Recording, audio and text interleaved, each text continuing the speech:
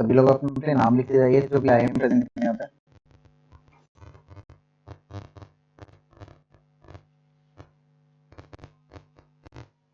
Everybody have to write your names.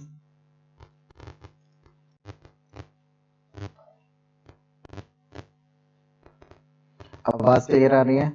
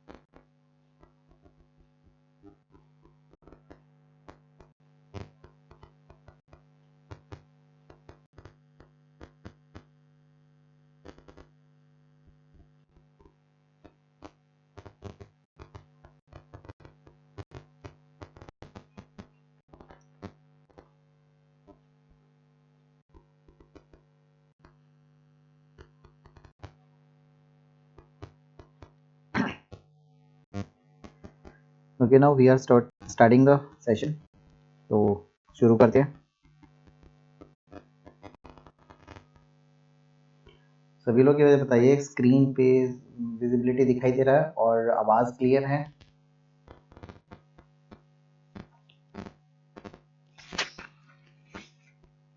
Mention करके बताइए जरा कमेंट में कि आपको आवाज और स्क्रीन दिख रही है।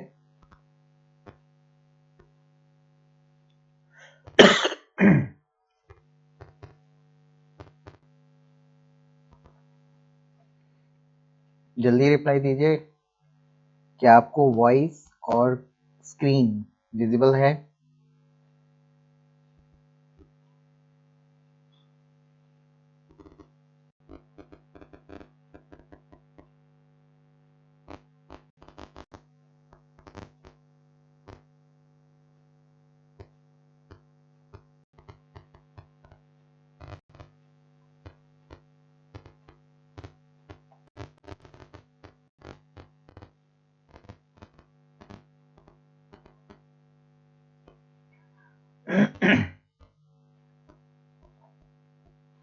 ओके देन स्टार्ट करते हैं। सबसे पहले फर्स्ट क्वेश्चन से स्टार्ट कर लेते हैं।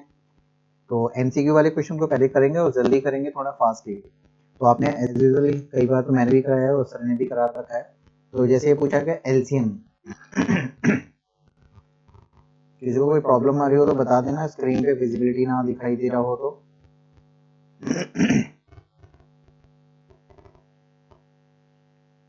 फॉन्ट समझ में आ रहा है ना? किसी को बड़ा तो करने की जरूरत नहीं है इसको।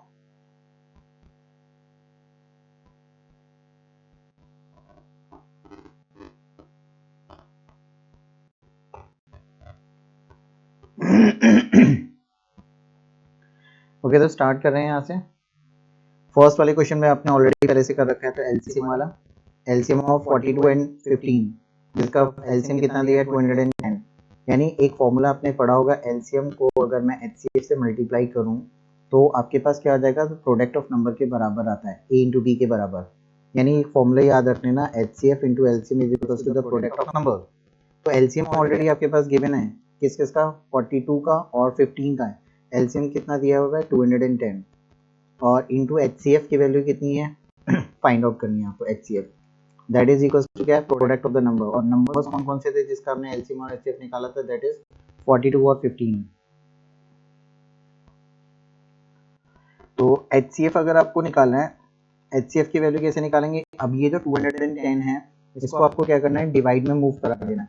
तो 42 इंटू 15, ये जो नंबर लिखा था इसको डिवाइड कर दो इससे 210 से। अब यहाँ पे सिंप्लीफिकेशन करना है, यानी 7 के टेबल से देखो, 7 3 21 और 7 42, और 6 के टेबल से भी फर्दर कैंसिल हो रहा है, 6 5 30, और 5 से ये नंबर कैंसिल हो रहा है, 5 3 15। तो ओवरऑल सबको कैंसिल करने के बाद आपके पास आंसर क्या है, 3। तो 3 is your right answer, this is your first value 3। यदि कोई डाउट हो तो मैसेज लिखते जाए साथ में। और उसके बाद सेकंड क्वेश्चन पे आते हो। सेकंड क्वेश्चन में अगर आप फोकस करोगे तो यहाँ पे पूछा है प्राइम फैक्टराइजेशन, ये ऑलरेडी सर ने भी कराया था। प्राइम फैक्टराइजेशन किसका निकालना है? 240 का। 240 का अगर प्राइम फैक्टराइजेशन निकालोगे तो आपके पास क्या आएगा? 2 के टेबल में 120, फिर क्या आएगा? 2 के टेबल में 60 times and 230 then again 215 and then 5 threes and 3 ones। Overall आपके पास अगर 240 का अगर मैं फैक्टर निकालूं तो आपको लिख सकते हो 2 कितनी टाइम्स आया? देखो 2 आया 1 2 3 4, तो 2 रेज टू द पावर 4 हो जाएगा इंटू 5 इंटू 3। तो अगर ऐसे फॉर्मेट में आपको जहाँ पे भी ऑप्शन मिले, वो आपको शायद आपको थर्ड में मिलेगा, सी में, तो उस पर आपको टिक मार देना है।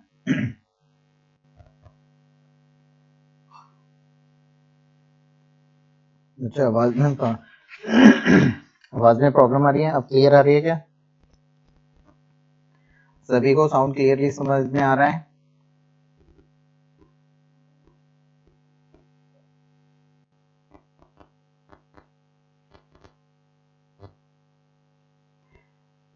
अगर बस क्लियर नहीं आ रही है तो बता दो, अभी रीचेक कर लूंगा इसमें।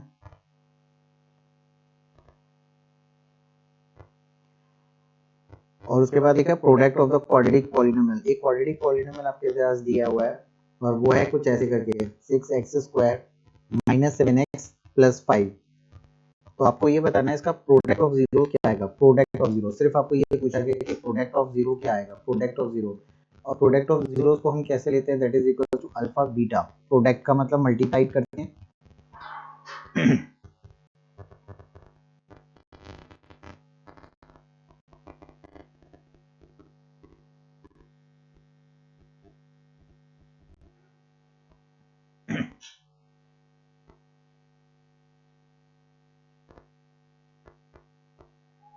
ये आधे लोगों को आ रही है, आधे नहीं आ रहे, तो अपना चेक करो, क्योंकि यहाँ से कोई फॉल्ट नहीं है। अगर सब कुछ लोगों के पास आ रही है, इसका मतलब आप ही के यहाँ पे फॉल्ट है। ओके, उसको चेक करना या दोबारा वीडियो को देखना पड़ेगा। तो ये आपके पास इक्वेशन आपके पास दिया है, देखो 6x² माइनस का 7x प्लस 5, ये क्वेश्चन दिया है और आपको पूछा गया प्रोडक्ट ऑफ जीरोस बताने हैं। प्रोडक्ट ऑफ जीरोस क्या है और प्रोडक्ट ऑफ जीरोस की वैल्यू कहते हैं अल्फा बीटा इक्वल टू होता है c/a। और अल्फा बीटा कितना हो गया आपके पास? अल्फा और बीटा की वैल्यू कितनी होती है? c/a। तो c की वैल्यू देखो कितना है यहाँ पे 5 और a की वैल्यू कितनी है यहाँ पे 6। तो ऑप्शन क्या हो गया आपके पास? 6/a।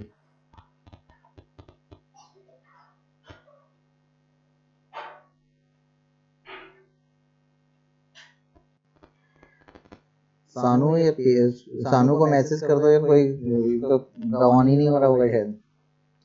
The product of zeros alpha beta की वैल्यू कितनी होगी? c/a। That is equals to क्या आता है? c की वैल्यू है 5। यहाँ पे ये देखो आपके पास c होते हैं, इसको जनरल इक्वेशन के साथ कंपेयर करना होता है। ये होता है ax² प्लस का bx प्लस c। तो जो c की वैल्यू है वो कितनी आ गई आपके पास? 5 और a की वैल्यू कितनी हो गई? 6। तो आपको वैल्यू क्या लिखनी है? 5/6 इज द करेक्ट आंसर। करके इधर लिखते भी जाया करो आंसर्स के बारे में। नेक्स्ट क्वेश्चन पे अगर देखेंगे, नेक्स्ट क्वेश्चन में क्या दिया है? टेन थीटा की वैल्यू। टेन थीटा की वैल्यू आपके पास दी है √3। तो आपको बताना है थीटा की वैल्यू क्या होगी। थीटा, ये इस थीटा की वैल्यू बतानी है कितनी आने वाली है। तो अगर टेन की वैल्यू देखो, टेन थीटा की वैल्यू √3 कब आती है? टेन थीटा की वैल्यू √3 आती है tan 60 पे। देखते जाना, बताते जाना। टेन थीटा की वैल्यू 30 √3 कब आती है? 60 डिग्री पे। तो हम इसको ऐसे लिख सकते हैं tan 60, और इसको अगर कंपेयर किया जाए 10 से 10 को रिप्लेस कर दिया जाएगा तो थीटा की वैल्यू क्या बचेगी हमारे पास? 60 डिग्री। तो 60 degree is your answer. Message करते रहा करिए सभी लोग, जिसको भी आंसर्स मिल जाते हैं ना, फटाफट जल्दी जल्दी आंसर्स दिया करो, क्योंकि इसमें क्वेश्चन ज़्यादा होंगे और अगर इसी स्पीड से काम करोगे तो कंप्लीट नहीं हो पाएगा।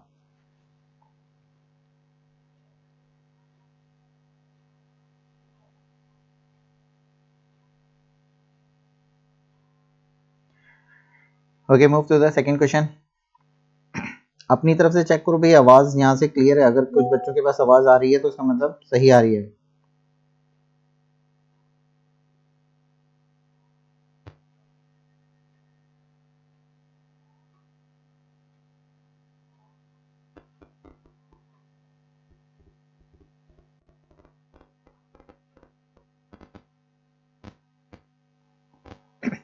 नेक्स्ट क्वेश्चन पे फोकस करेंगे।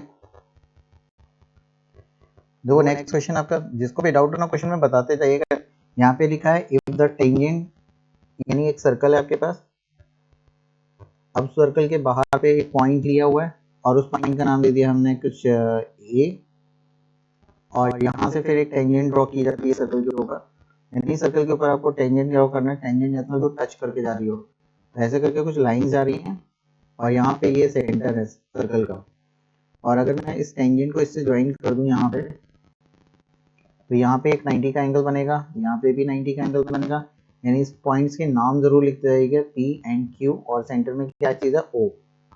ऐसा लिखा है ना, A P and A Q R the inclined at 80 degree, यानी दोनं एक दूसरे को कहाँ पे कट कर रहे हैं, 80 डिग्री का एंगल बनाते हैं यहाँ पे विद ईच अदर। तो आपको बताना है एंगल पी ओ ए, पी ओ ए, पी ओ ए जानते हैं, यहाँ पे ये वाला एंगल होगा आधा एंगल। ध्यान रखना, पी ओ ए मतलब ये वाली लाइन मैंने डार्क कर दिया, और ये वाली लाइन के बीच का एंगल होगा, तो ये वाले एंगल की बात कर रहे हैं, सिर्फ इतने एंगल की। ओके, तो this is your P O A. Angle P O की वैल्यू निकालनी है। एग्जैक्टली हमारे पास क्या गिवन था, ये फुल एंगल कितना डिग्री का, 80 डिग्री का। तो यहाँ ये वाला फुल एंगल कितने डिग्री का आ जाएगा, ये कोऑर्डिनेट का फिगर दिख रहा है ना। अगर मैं को देखो फिगर को अगर मैं डार्क कर दूं, तो ये वाले फिगर पे डिमेंशन करना, तो ये जो फिगर बन रहा है ना, ये जो मेरे कर्सर में घूम रहा हूँ, तो ये क्वाड्रिलेटरल का फिगर बन रहा है। और क्वाड्रिलेटरल के फिगर में चारों एंगल का टोटल हमेशा 180 आता है, जिसमें दो 90 डिग्री के हैं। ये भी 90 डिग्री का है, ये जो ऊपर एंगल है ये भी 90, और ये वाला भी 90। तो 90 90 180 तो हो गए, तो मतलब इसका दोनों का सम 180 आना चाहिए। दोनों का सम भी कितना आना चाहिए, 180। इसका मतलब ये अगर 80 डिग्री का एंगल है, ए पॉइंट पे कितना डिग्री का है, 80 डिग्री का एंगल, तो इसका मतलब यहाँ पे जो कॉर्नर पे एंगल आएगा वो भी कितने का आएगा, 100 डिग्री। यानी 80 प्लस एक्स, सामने वाले एंगल का टोटल इक्वल्स टू 100। तो आपके पास देखेंगे एक्स की वैल्यू निकालेंगे, यानी अननोन वैल्यू, तो वो कितना आ जाएगा, 100 में से आपको माइनस करना होगा 80 को। तो आपके पास तो दोनों का सम 180 होता है, 180 नॉट 100, 180। तो 180 में से 80 को माइनस कर देंगे तो x की वैल्यू 100 आएगी। x इज 100, यानी ये जो वैल्यू है ना पूरी की वैल्यू, ये वाली सेंटर पे, दैट इज 100। तो आपको क्या करना है, इसका आधा एंगल चाहिए, तो एंगल POA इक्वल्स हो जाएगा एंगल POQ का हाफ। तो POQ कितना है, 100, 100 का हाफ कर देंगे तो कितना बचेगा आपके पास, ओनली 50 डिग्री। तो 50 degree is your correct answer. ठीक है, इस क्वेश्चन में क्या था ना, 50 degree is your correct answer.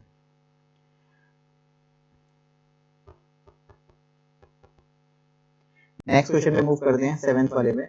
7th question आपको ये बता रहा है कि if an event occur surely, surely का मतलब होता है कि वो इवेंट होने वाला है, यानी हमें पता है पहले से कि वो प्रोबेबिलिटी उसकी क्या आने वाली है, एग्जैक्टली वो हो गया। तो जब भी कोई प्रोबेबिलिटी निकालते हैं ना, हमेशा ध्यान रखना प्रोबेबिलिटी का जो इवेंट होता है वो हमेशा आपका 0 से लेके 1 के बीच में होता है। 0 भी आ सकता है, 1 भी आ सकता है। ये इम्पॉसिबल इवेंट के लिए होता है, इम्पॉसिबल। इम्पॉसिबल का मतलब होता है कि वो काम हो ही नहीं सकता। और ये श्योर इवेंट, श्योर इवेंट का मतलब एग्जैक्टली हमें पता है कि ये काम होने वाला है, श्योर इवेंट। तो अभी यहाँ जो कंडीशन दिया है ना वो श्योरली के लिए हो, श्योरली मतलब वो काम होगा, तो इसका इवेंट का प्रोबेबिलिटी कितनी आती है, हमेशा 1 एग्जैक्टली। तो इसका ऑप्शन क्या हो जाएगा, डी। थोड़े ऑप्शन पे जल्दी जल्दी फास्ट चलना पड़ेगा क्योंकि 20 ऑप्शन है ना, और फिर आगे क्वेश्चन भी आएंगे। ओके, तो नेक्स्ट क्वेश्चन है the surface area of the hemisphere. Hemisphere का सरफेस एरिया, हेमीस्फीयर देखते हो ना कैसा बनता है, ऐसे करके एक राउंड बनाएंगे और एक बॉल शेप में, तो ये आपका हेमीस्फीयर बन जाएगा। अब हेमीस्फीयर की रेडियस आपको दी है यहाँ से यहाँ तक की, दैट इज r।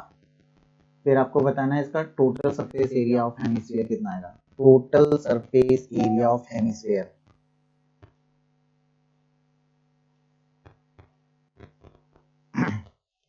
ठीक है, टोटल हेमीस्फीयर का निकालना है, टोटल हेमीस्फीयर का, तो दैट इज इक्वल्स टू कितना होता है, 3 पाई r स्क्वायर। इसका ध्यान रखना है ना, टोटल सरफेस एरिया, एक तो ये कर्व जैसे curved surface area, total surface area निकालना है वो भी हेमीस्फीयर का। तो इसका एक राउंड पोर्शन जो होता है ये वाला बाहर का पोर्शन, वो कितना हो गया, 2 पाई r स्क्वायर, 2 पाई r स्क्वायर। और ऊपर एक सर्कल के फॉर्मेट में भी दिख रहा है, ये वाला जो रीजन है ये भी क्या है, एक सर्कल के फॉर्मेट में हम ऊपर का प्लस पाई r स्क्वायर और ऐड कर देंगे इसमें, तो टोटल कितना होगा, 3 पाई r स्क्वायर।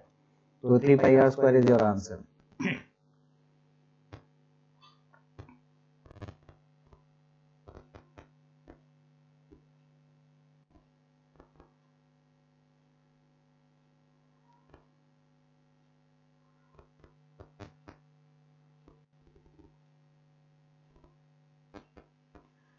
ओके, तो नेक्स्ट क्वेश्चन पे मूव ऑन करते हैं।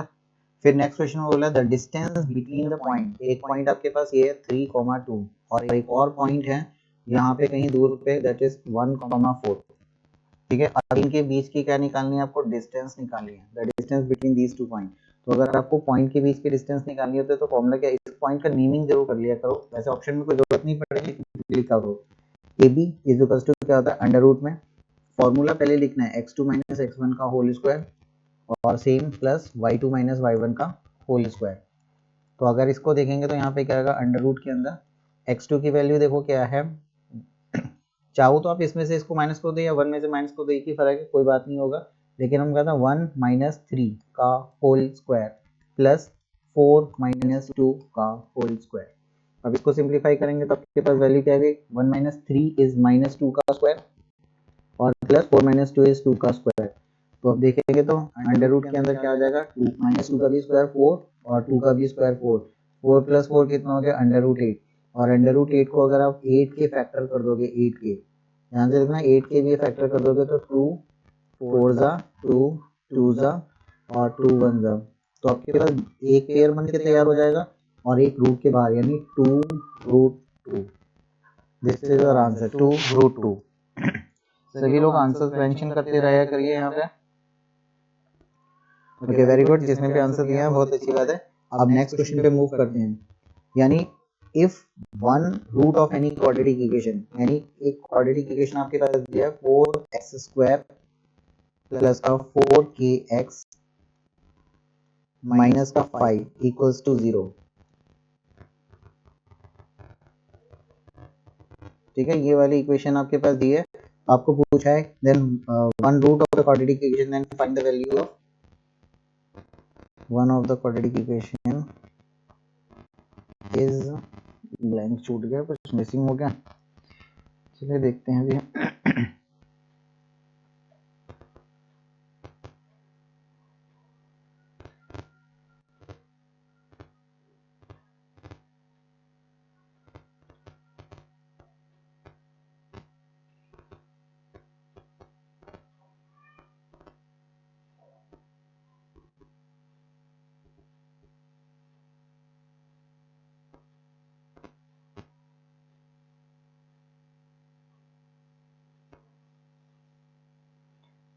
कोशिश करते रहिएगा तब तक आगे क्वेश्चंस पे।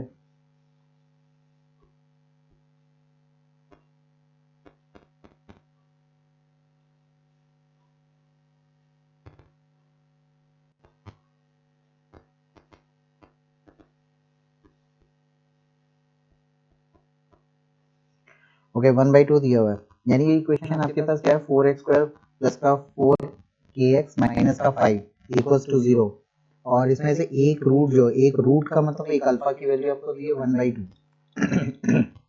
तो k की वैल्यू आपको निकालनी है, k की वैल्यू क्या होगी। ठीक है, ये देखो क्वेश्चन आपके पास यही है 4x स्क्वायर प्लस का 4kx माइनस का 5 इक्वल्स टू 0 और अल्फा की एक रूट उसमें से 1/2 दिया हुआ है, तो जो k है इसके अंदर जो k भी आ रहा है उसकी वैल्यू निकालनी है आपको। तो क्या करना है आपको, अल्फा की वैल्यू दी है अल्फा प्लस बीटा यानी सम ऑफ द जीरोस की वैल्यू कितनी आती है, that is equals to minus का b बाई ए। तो अल्फा की वैल्यू कितनी है 1/2, बीटा हमें नहीं पता, इक्वल्स टू माइनस का b कितना है, b की वैल्यू देखो कितनी है 4k और a कितना है आपके पास ओनली 4। तो ये वैल्यूज में देखते हो 4 से 4 कैंसिल हो गया और k की वैल्यू हमें नहीं पता यहाँ पे, तो ये एज इट इज छोड़ दो यहाँ पे। फिर दूसरे वाले टर्म्स को यूज करो, alpha beta is equals to क्या होता है c by A. Alpha beta, alpha की वैल्यू कितनी है 1/2, बीटा की हमें नहीं पता और that is equals to C कितना है माइनस का 5 और ए कितना है ओनली 4। तो यहाँ से बीटा की वैल्यू आप निकाल सकते हैं, 2 से ये कैंसिल हो गया 2, तो बीटा इज इक्वल्स टू हो गया माइनस का 5/2। लेकिन हमें बीटा नहीं चाहिए था, अल्फा चाहिए, तो बीटा की वैल्यू यहाँ पे पुट कर दो फर्स्ट वाली इक्वेशन में, तो 1/2 माइनस का 5/2 इक्वल्स टू कितना आ जाएगा आपके पास माइनस का k। तो अगर एलसीएम लेके यहाँ पे तो 2 एलसीएम आ जाएगा और 1 माइनस का 5 इक्वल्स टू कितना का माइनस का k, और माइनस का 4/2 इक्वल्स टू माइनस का k, और माइनस से देखो माइनस कट जाएगा और 2 से कट जाएगा 2, तो यहाँ k की वैल्यू कितनी आ गई only 2। k is equals to 2। This is your answer, k equals to 2। और किसी का भी आया हो तो बताते जाया करो साथ में।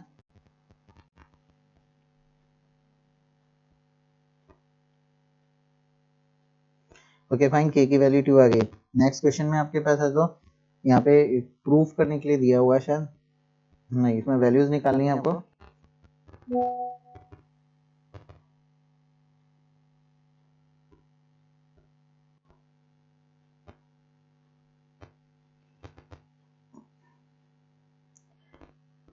One plus two plus three plus four plus five plus six seven eight nine, nine तक, यानी आपके पास कुछ नंबर्स ऐसे दिए हुए हैं।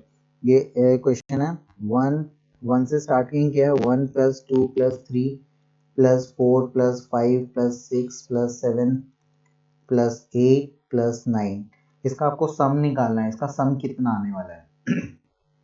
तो यहाँ पे देखो, यहाँ पे सारी की वैल्यूज को वैसे तो हम डायरेक्टली भी प्लस कर सकते हैं, इसका सम कितना आना है, लेकिन यहाँ पे देखो हमें क्या करना है, सम का फॉर्मूला लगाना है, एसएन का फॉर्मूला, यानी सभी के बीच में देखो तो डिफरेंस 1 का आ रहा है, हर एक के बीच में 2 माइनस 1 1, यानी कॉमन ए की वैल्यू कितनी होगी, फर्स्ट टर्म कितना है 1, कॉमन डिफरेंस कितना आ रहा है वो नेक्स्ट टर्म में से a2 में से a1 को माइनस करेंगे, that is equals to 1। SN का फॉर्मूला लगाएंगे, सम का फॉर्मूला कितना होता है n/2 ब्रैकेट में 2a प्लस का n माइनस का 1 इंटू डी, और इसमें ये भी लगा सकते हैं n/2 ब्रैकेट में a प्लस एल, क्योंकि हमें लास्ट टर्म अगर पता है तो हम इसको भी यूज कर सकते हैं। तो यहाँ पे कितना हो जाएगा, n की वैल्यू कितनी, कितने टर्म्स को आपको ऐड करना है, देखो 1 2 3 4 5 6 7 8 9, यानी n के हो गया 9/2 ब्रैकेट में a कितना है, फर्स्ट टर्म दैट इज 1 और लास्ट टर्म कितना है 9, तो ये कितना हो जाएगा 9 प्लस 1 हो जाएगा ब्रैकेट में 10, और इसको अगर कैंसिल किया जाएगा तो ये कितनी टाइम्स कट जाएगा, 5 टाइम्स, और 9 5 कितना होता है 45। तो फाइनली आपका टोटल कितना आने वाला है 45।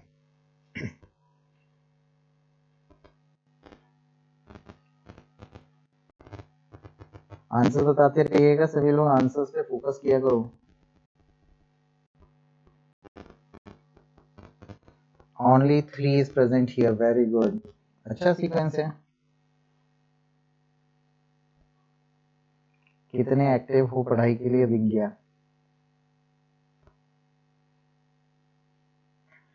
कोई नहीं, जो भी है उसको करते जाओ, जिसको पढ़ना नहीं है उसका कोई इलाज नहीं है। तो क्वेश्चन आपके पास यहाँ पे ये है, साइन थीटा -1 और दूसरे ब्रैकेट में आपके पास दिया है sec theta plus ten theta, sec theta plus ten theta. तो इसकी वैल्यू आपको निकालनी है, क्या आएगी। ठीक है, क्वेश्चन इतना ही है आपके पास, sec theta minus sine theta minus का 1, सेकेंड ब्रैकेट में sec theta plus ten theta, तो इसकी वैल्यू निकालनी है आपको। तो मैंने क्या बोला था आपको, जब भी ट्रिग्नोमेट्री फंक्शन स्टार्ट करेंगे तो सबसे सिंपलेस्ट फॉर्म में बनाएंगे, मतलब साइन और कॉस की टर्म में। तो यहाँ पे साइन और कॉस की टर्म में अगर कन्वर्ट करते हैं तो ये पहला वाला टर्म तो ऑलरेडी साइन कॉस में दिया हुआ है, इसको चेंज करने की जरूरत नहीं है। इसको कन्वर्ट करेंगे, सेक को लिख सकते हैं 1/cos थीटा प्लस टेन को लिख सकते हैं हम sin/cos थीटा। तो ओवरऑल कितना होगा, आगे वाला पार्ट तो एज इट इज रहेगा, इसमें तो कोई चेंजेस करने की जरूरत नहीं है। पीछे वाले पार्ट को सॉल्व करेंगे, यानी एलसीएम निकालेंगे, cos थीटा एलसीएम आ जाएगा, ऊपर बचेगा 1 प्लस sin थीटा, ये sin थीटा प्लस 1 लिखो, ये 1 प्लस sin थीटा लिखो। अब इसमें आइडेंटिटीज लगा देंगे ऊपर वाले टर्म में, a प्लस बी आगे वाले टर्म में और एक पीछे वाले टर्म में, a plus B a minus B, that is a square minus का b स्क्वायर, यानी sin स्क्वायर थीटा माइनस का 1 और अपॉन में क्या है cos थीटा। अब देखो क्वेश्चन पे आइडेंटिटीज पे फोकस करना, 1 में से जब साइन को माइनस करते थे साइन स्क्वायर थीटा तो cos स्क्वायर रहता है, लेकिन यहाँ पे उल्टा लिखा हुआ है, तो हम क्या करेंगे, इसकी वैल्यू आ जाएगी माइनस का cos स्क्वायर थीटा और डिवाइड में क्या था, एक cos थीटा, तो एक cos थीटा से एक cos थीटा कट जाएगा और आपका फाइनल आंसर क्या है, minus cos theta. This is your right answer, minus cos theta. जिसका भी आंसर आ जाए वो बताते रहा करो साथ में।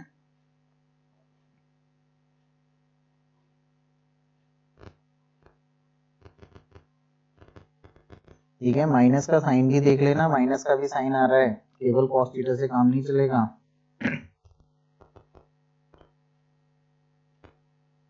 ऑप्शन में भी क्योंकि दिया हुआ है और यहाँ पे आ भी रहा है।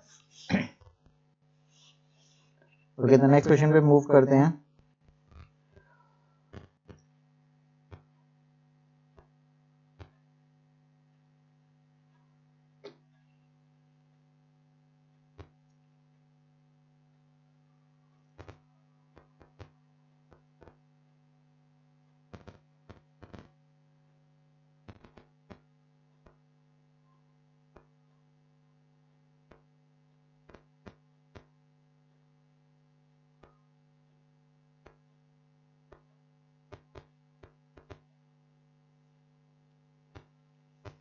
देखो नेक्स्ट क्वेश्चन में आपके पास क्या दिया है, mean and the mode of the sum data, यानी मीन की वैल्यू आपके पास दी हुई है, मीन इज 32 एंड मोड की वैल्यू आपके पास दी है 35।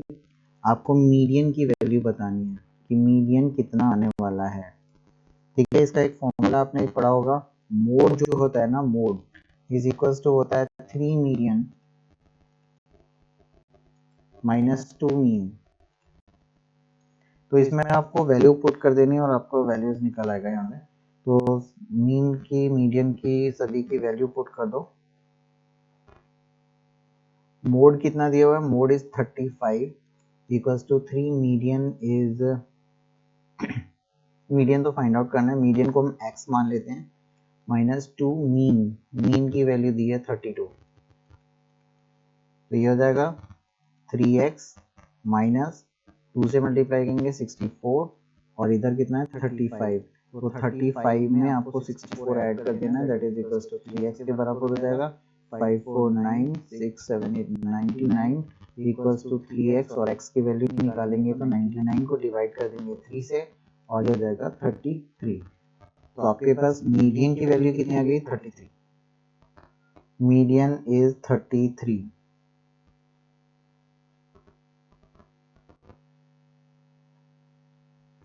ठीक है, ध्यान रखें मीडियन की वैल्यू कितनी आ गई, 33।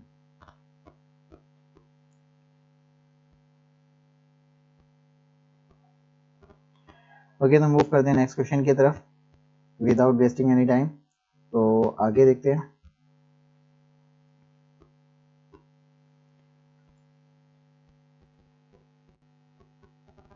नेक्स्ट वाले क्वेश्चन में आपके पास दिया हुआ है यहाँ पे कि अगर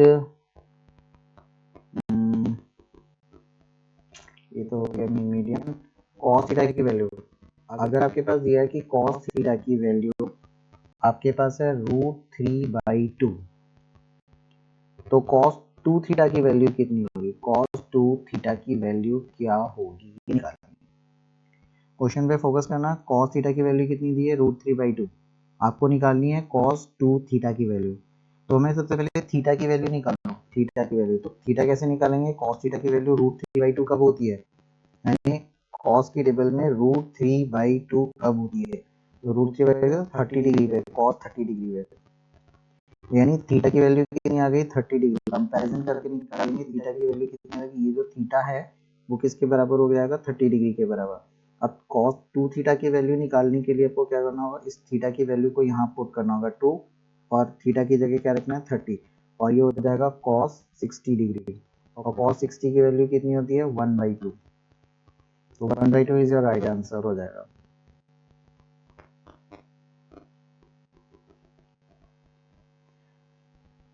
किसी का आंसर आया हो तो बताते जाया करो साथ में।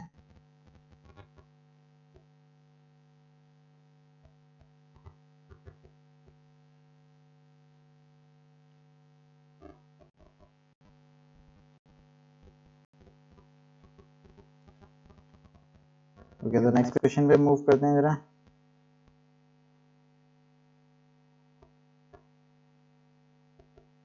किसकी 1/2 आ रही है भाई,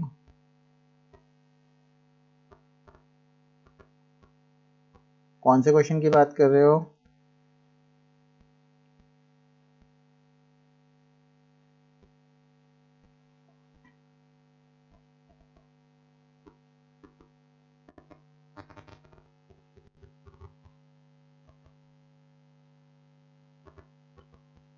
ठीक है 1/2 इसका निकाला है ना, इसकी वैल्यू 1/2 आ गई है। ओके, नेक्स्ट क्वेश्चन पे मूव करते हैं। 15 आपका नेक्स्ट क्वेश्चन है यहाँ पे। तो नेक्स्ट क्वेश्चन नंबर पे आपको देखना है क्या दिया हुआ है, देखते हैं।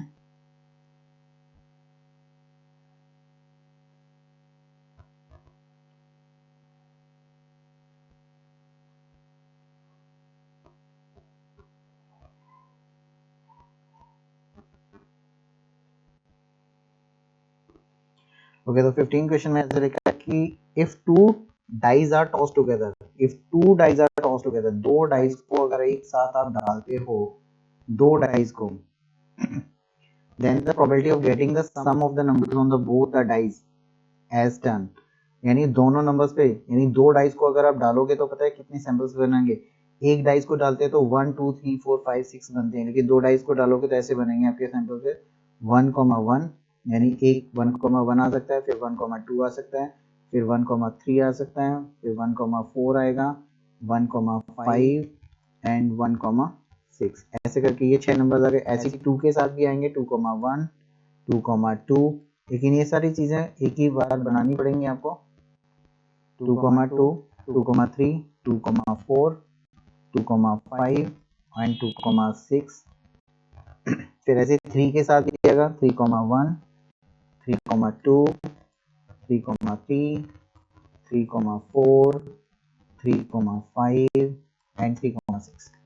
ठीक है, ऐसे करके बाकी सब जो ना 4,1 मैं डायरेक्ट लिखते हूँ, 4,2 4,3 4,4 4,5 एंड 4,6। ऐसे 5 के साथ भी आएगा 5,1 5,2 5,3 5,4 5,5 एंड 5,6। ऐसे 6 के साथ आएगा 6,1 6,2 6,3 6,4 6,5 एंड 6,6। ठीक है, ये वो नंबर्स आ गए। अब आपको क्या बोला गया था, दो डाइस को आपने डालोगे, टोटल सैंपल स्पेस कितने आ गए 36। ध्यान रखना 36 आ गए टोटल सैंपल स्पेस। अब हमें क्या देखना है यहाँ पे कि सम कितना 10 आना चाहिए। Sum of the both the dice is 10, यानी वो नंबर को देखो जिसके ऊपर टोटल 10 आ रहा हो। ऐसे नंबर जिसके ऊपर टोटल 10 आ रहा हो तो वो नंबर को आपको देखना है। तो आई थिंक वो नंबर आपका 5 5, एक तो ये 5,5 ये 10 आ सकता है यहाँ पे 5,5, ये 10 आ सकता है। इसके अलावा और कोई नंबर है जिसके ऊपर 10 आ सकता हो?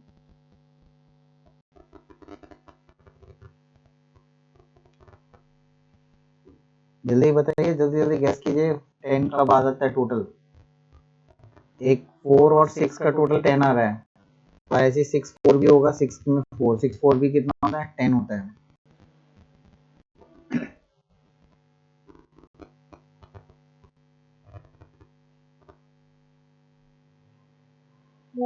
यही 4 नंबर बचेंगे आपके पास, जिसमें क्या आएगा आपके पास 3 नंबर्स आते हैं, तो 3 ऊपर लिखेंगे 3 और नीचे टोटल कितना आएगा, प्रोबेबिलिटी निकालते हैं 3 डिवाइडेड बाय 36।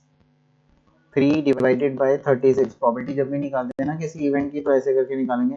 फेवरेबल कंडीशंस को ऊपर लिखेंगे, तो 3 ऐसे नंबर्स आ गए जिनका टोटल 36 आता है और 10 आता है, और नीचे टोटल को लिखते हैं, तो ये कैंसिल हो रहा है कितने बार, तो आंसर इज 1/12।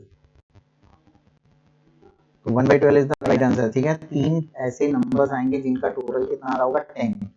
मैंने पूरा डिटेल में बना के दिखाया है, तो देख लेना और ट्राई जरूर करना, सभी को अपनी अपनी कॉपी में दोबारा करने की बहुत जरूरी है।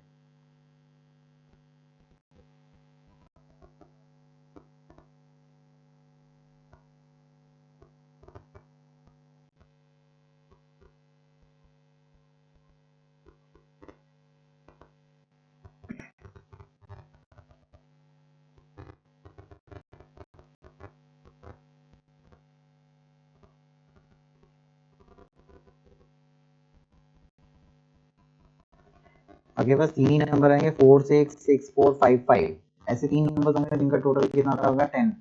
तो अगर उनको देखा जाए तो 3/36 टोटल मिला के 3/36, और 3/36 को सिंप्लीफाई करोगे तो आंसर कितना आएगा 1/12।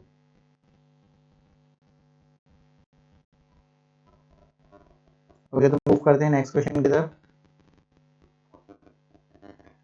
नेक्स्ट क्वेश्चन कुछ इस तरीके का है, यहाँ पे क्वेश्चन आपको लिखा होगा सामने, एक ट्रायंगल दिया हुआ, ट्रायंगल में ये एबीसी ट्रायंगल है बड़ा, और डी एक लाइन जा रही है जो कि पैरेलल है बीसी के, डी जो है ना ये वाली लाइन इसके पैरेलल दी हुई है।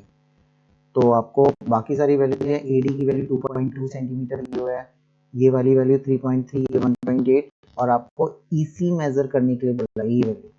तो जब भी आपको बताया था ना पैरेलल लाइन अगर मिल जाए तो वहाँ पे बीपीटी लगा सकते हो। बीपीटी के अकॉर्डिंग क्या होता है, AD upon DB is equals to क्या आएगा, AE अपॉन EC, ये रेशियो आता है। इसमें AD की वैल्यू कितनी है 2.2 और BD की वैल्यू कितनी है 3.3, और यहाँ पे AC AE की वैल्यू 1.8 और EC यानी इसकी वैल्यू आपको कैलकुलेट करनी है। तो यहाँ देखो डेसिमल के बाद एक डिजिट है, यहाँ पे भी डेसिमल के बाद एक डिजिट है, तो डेसिमल से डेसिमल आप रिमूव कर सकते हो। और 11 की टेबल से ये दोनों ही नंबर के अलावा कैंसिल है, 11 2 जा 22, 11 3 जा 33। अब क्रॉस मल्टीप्लाई कर दो और EC की वैल्यू निकाल दो, तो EC की वैल्यू कितनी आ जाएगी, EC इक्वल्स टू आ जाएगा 1.8 इंटू ऊपर पहुंच जाएगा और 2 नीचे आ जाएगा, और 2 से भी कैंसिल कर देंगे तो ये आ जाएगा 0.9, और इसको भी मल्टीप्लाई करेंगे 9 3 जा 27 मतलब 2.7, तो 2.7 आपकी वैल्यूज आने वाली है इसकी।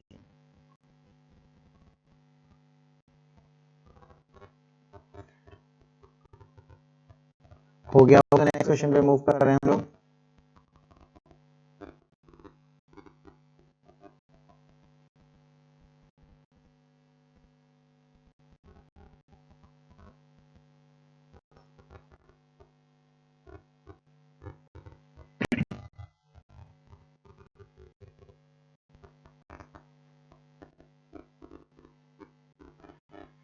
तेरा क्वेश्चन मॉडल क्लास निकालना है, इसका मॉडल क्लास की वैल्यू आपको निकालनी है।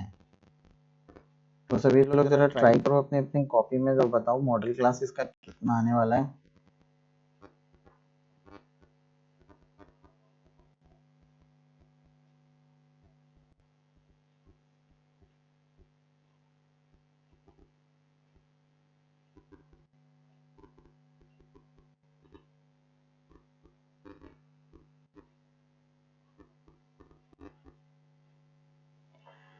किसी का आंसर आ गया तो बताना जरा, मॉडल क्लास कितना आया।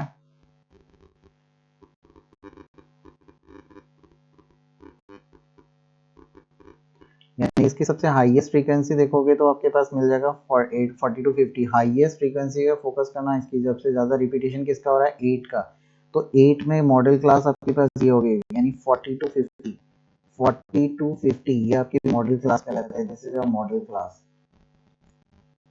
जिसमें सबसे ज्यादा फ्रीक्वेंसी होती है वही आपका मॉडल क्लास कहलाता है। तो इसमें 1 मार्क का क्वेश्चन था, बस इसमें यही पूछा गया था मॉडल क्लास कितना है, कौन सा है इसका।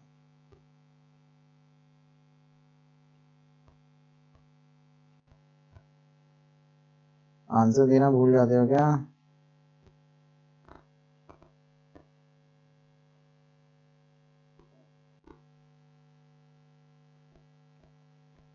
अरे भाई मॉडल क्लास 30 to 40 कैसे आ जाएगा? इस फ्रीक्वेंसी का मॉडल क्लास उसको बोलते हैं, हाईएस्ट फ्रीक्वेंसी किसकी आ रही है, 8, तो 8 जो जिसके सामने भी आ रहा है वो आपकी हाईएस्ट फ्रीक्वेंसी कहलाती है, तो वही आपका मॉडल क्लास कहलाता है फ्रीक्वेंसी में। तो 40 to 50।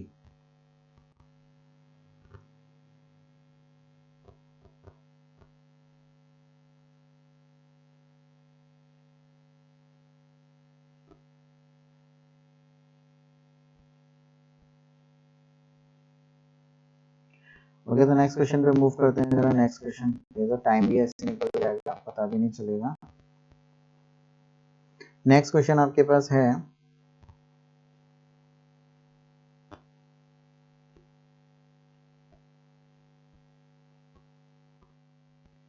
द वैल्यू ऑफ, आपको वैल्यू निकालनी है इसकी, वो भी tan theta into cot theta, इसकी वैल्यू क्या आने वाली है, tan theta into cot theta. तो बहुत ही सिंपल सा क्वेश्चन है, tan थीटा को हम क्या लिख सकते हैं, sin theta by cos theta, और cos थीटा को लिख सकते हैं cos theta by sin theta. तो अगर देखा जाए तो cos से cos कट गया, sin से sin कट गया, यानी ये दोनों ही एक दूसरे के रेसिप्रोकल होते हैं, और जब कैंसिल हो जाएगा तो वैल्यू क्या बचेगी, 1। तो 1 इज द करेक्ट आंसर। ठीक है, 1 इसका करेक्ट आंसर हो जाएगा, tan theta into cot theta is equal to 1। अब नेक्स्ट में आता है एलसीएम निकालना है। एलसीएम किस किस का निकालना है, 12 का, 15 का और 21 का। इनका एलसीएम कितना आएगा, ये तो बहुत इजी क्वेश्चन हो गया।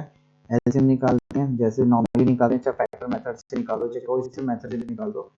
तो निकाल देते हैं, 2 के टेबल में क्या क्या आता है, 2 6 12, 15 नहीं आता और 21 भी नहीं आता। फिर अगेन 2 की टेबल में आता है 2 3 6, 15 नहीं आता, 21 नहीं आता। फिर अगेन 3 की टेबल में 3 1 जा 3, 3 5 जा 15, 3 7 जा 21। देन ये दोनों तो प्राइम नंबर्स हैं, प्राइम नंबर्स किसी की टेबल में आते हैं, उसी अपने ही टेबल में आएंगे। तो आपके पास क्या हो जाएगा LCM 2 into 2 into 3 into 5 into 7। अब इन नंबर्स को मल्टीप्लाई कर लो और जो भी वैल्यू बचेगी बनेगी वही आपका आंसर हो जाएगा। जल्दी से मल्टीप्लाई करके बताओगे अगर कितना आंसर आ रहा है। सभी लोग अपनी कॉपी में करते रहा करो।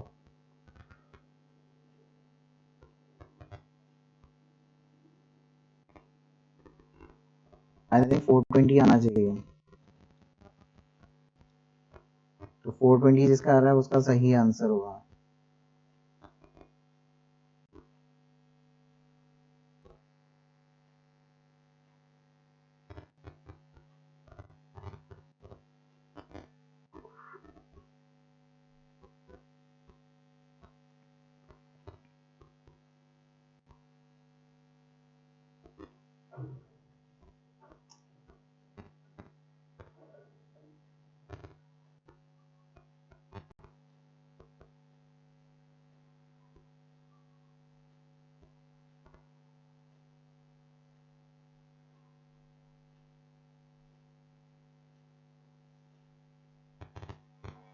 ओके, तो move on the next question.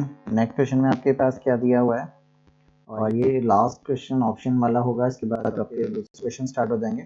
If the point 2, 3, 4, k and -6, -3 are collinear दिए हुए हैं, तो आपको k की वैल्यू निकालनी है कि क्या होगा। यानी तीन ऐसे पॉइंट हैं जो एक स्ट्रेट लाइन पे आ रहे हैं। कॉलिनियर उसको बोलते हैं जब तीनों पॉइंट स्ट्रेट लाइन पे थे। एक पॉइंट यहाँ मान लेते हैं, एक पॉइंट यहाँ मान लेते हैं, एक पॉइंट यहाँ मान लेते हैं। इसके कोऑर्डिनेट है 2, 3 और इसके कोऑर्डिनेट आपके पास 4, k और इसके कोऑर्डिनेट आपके पास कितना 6, -3। तो एज यूजुअल आपको पता है कि ट्रायंगल यानी किसी का एरिया निकालने का जो फॉर्मूला होता है ना, उसमें क्या होता है, एरिया तभी बन सकता है जब ट्रायंगल बन रहा हो। स्ट्रेट लाइन पे अगर होता है तो उसका एरिया कितना आएगा 0। जैसे ट्रायंगल का एरिया निकालते हैं, उसका फॉर्मूला ये है, एरिया ऑफ ट्रायंगल 1/2 ब्रैकेट फिर x1। ध्यान से देखना मैं फॉर्मूला को किस तरीके से ब्रेक करके लिख रहा हूँ, याद करने का प्रोसेस होता है। x1 x2 और फिर लास्ट में क्या लिखेंगे हम x3। ये 1 से शुरू हुआ है ना, तो 1 के बाद क्या आता है 2 -3। y में क्या आ जाएगा y2 माइनस का y3। ये 2 से स्टार्ट हुआ है तो 2 के बाद क्या आता है 3, y3 माइनस का y1, 3 के बाद 1 और ऐसे x3 किया था, x3 के बाद क्या था y1 माइनस y2। इसी ऑर्डर में आपको लिखना है, नहीं तो गलत हो जाएगा। और इसमें आप वैल्यू डालोगे और इसका एरिया का फॉर्मूला ये, और एरिया कितना होता है, एक स्ट्रेट लाइन पे ट्रायंगल कभी भी बनता ही नहीं है, तो इसलिए एरिया कितना आएगा 0। और उसमें सबको आपको वैल्यूज को पुट कर देना और कैलकुलेट करना है। और कैलकुलेट करके जल्दी फास्टली मुझे बताओ कि ए की वैल्यू क्या आ रही है, क्योंकि इसमें वैल्यूज को आपको पुट करना है और कैलकुलेशन करना है। यहाँ पे मैं लिख देता हूँ x1 y1 क्या है, ये x1 y1, ये है आपका x2 y2 और ये है x3 y3। Do it fast, जरा वैल्यू निकालो। x1 इज 2 ब्रैकेट में y2 यानी k माइनस माइनस का 3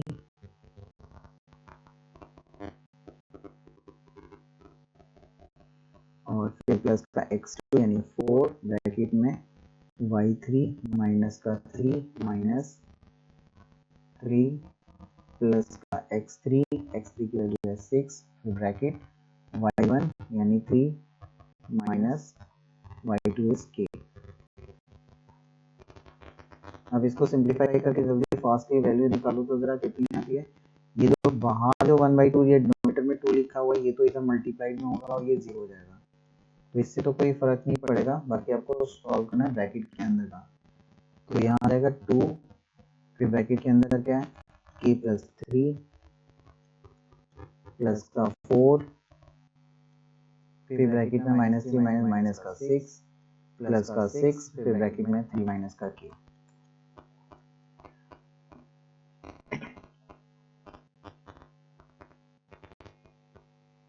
ओके, तो फिर नेक्स्ट में आपको सॉल्व करना है, तो और इसको सिंप्लीफाई करते हैं।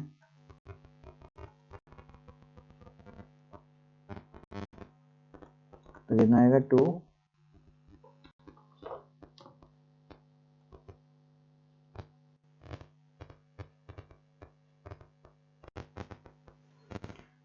हाँ, तो सॉल्व करो जरा इसकी कितनी आएगी वैल्यू। तो थिंक यहाँ पे 2 का मल्टीप्लाई करेंगे तो 2k प्लस 6 प्लस क्या होगा 6 4 24 और प्लस का 6 3 18 माइनस 6k और k वाले टर्म्स को कलेक्ट करो, नंबर्स को कलेक्ट करो। 18 और 6 कितना हो गया, आई थिंक 24, तो 24 ये हो गया 2k माइनस का, तो हो गया माइनस का 4k प्लस 24 माइनस 24, ठीक है, एक प्लस का 24 आएगा, एक माइनस का 24 आएगा, ये दोनों कैंसिल आउट हो जाएंगे और आपके पास क्या हो जाएगा इक्वल्स टू 0 और k की वैल्यू कितनी आ जाएगी यहाँ से 0, k is also equals to 0, तो k की वैल्यू भी यहाँ पे कितने आ जाएगी 0। कितने लोगों का आंसर आ गया जरा बताएगा।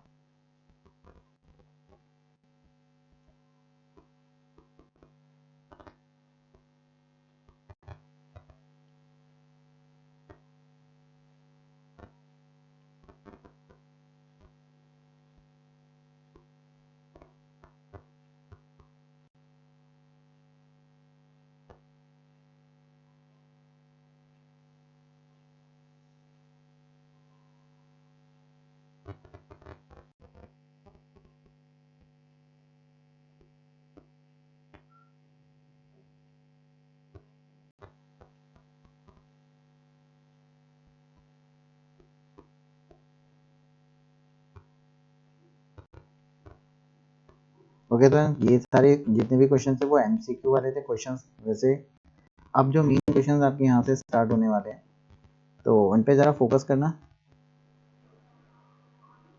सबसे पहले क्वेश्चन में आपको क्या है, √3 को आपको इरेशनल प्रूफ करना है।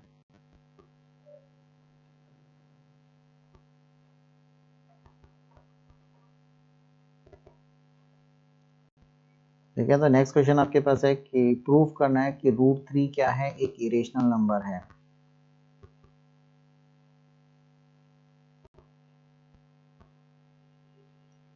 ठीक है, ये कई बार कराया था √3 को कैसे इरेशनल नंबर प्रूफ करते हैं, तो इसको प्रोसेस पे ध्यान रखना, स्टेप्स जितने भी लिखवाए थे ना, तो ये लेंथी क्वेश्चंस में आएगा, मतलब कम से कम 2 मार्क्स का रूल्स होता है, तो इसीलिए उसको प्रॉपर ऑर्डर में लिखना बहुत जरूरी होगा।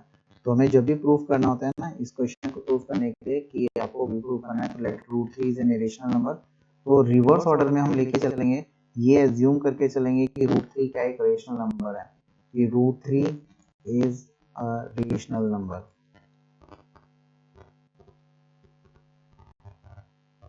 ठीक है, तो हमें क्या मान के चलना है कि ये एक रेशनल नंबर है। फिर वही सारे प्रोसेस हैं जो आपको प्रीवियसली बताए गए थे, वो है क्या मानेंगे कि √3 अगर इरेशनल नंबर है तो ये किस फॉर्मेट में होना चाहिए, p बाई q के फॉर्मेट में होना चाहिए, और जिसमें q की वैल्यू कभी भी क्या होनी चाहिए, 0 नहीं आ सकती। ठीक है, वेयर, और इसमें भी ये भी कंडीशन लिखना, where p and q are composite number, are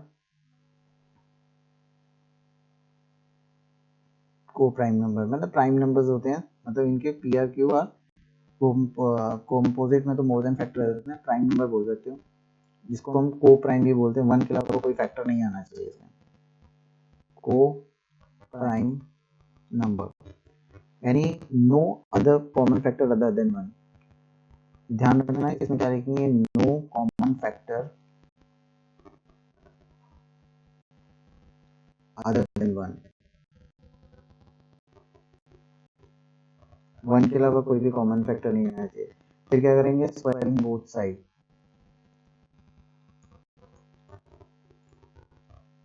दोनों साइड स्क्वायरिंग करेंगे तो 3 इज इक्वल्स टू हो जाएगा p² by q²।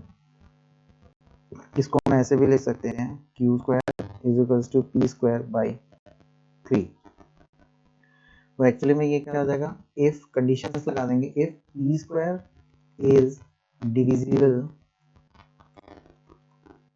Bye 3 then p is also divisible by 3। ठीक है, ये फॉर्मूला जरूर लिखेंगे, फंडामेंटल थ्योरम होती है वैसे तो, p² अगर डिवाइड हो जाएगा 3 से and p also divides by 3। तो p एक कॉमन फैक्टर मिल गया, therefore p 3 is the common factor of p. Similarly let करेंगे एक और बार, p is equals to root 3 है ना, तो 3r समथिंग कुछ और एक वेरिएबल मानेंगे 3r, फिर अगेन स्क्वायरिंग बोथ साइड, इसमें भी क्या करना है, स्क्वायरिंग कर देना है बोथ साइड, तो आपके पास क्या आ जाएगा, P square is equal to आ जाएगा 9r स्क्वायर। तो ये पी स्क्वायर की जगह पे आपको वैल्यू पुट कर देनी है, तो जब आप वहां पे रखेंगे पी स्क्वायर के तो क्या आ जाएगा, Q square is equal to क्या था 9r स्क्वायर बाई 3, और ये 3 से कट जाएगा तो ये रहेगा 3 3 जा 9, ठीक है, 3 3 जा 9 बन जाएगा ये। अब क्या करेंगे, सेम प्रोसेस आपको क्या करना है, यहाँ पे भी वही काम करना है, तो Q square is divisible by 3 और यहाँ पे रह जाएगा आर स्क्वायर, और फिर वही कंसेप्ट जो आपने ऊपर लिखा था, इफ क्यू, इस बार पी की जगह क्या आ जाएगा, Q square is divisible by 3 then Q is also divisible by 3। तो आपको देखना है दोनों में आपको एक कॉमन फैक्टर मिल गया, मतलब 3 एज अ कॉमन फैक्टर मिल गया, तो दोनों में कॉमन आ रहा है, ठीक है, 3 एज अ कॉमन फैक्टर मिल गया जो दोनों में कॉमन आ रहा है।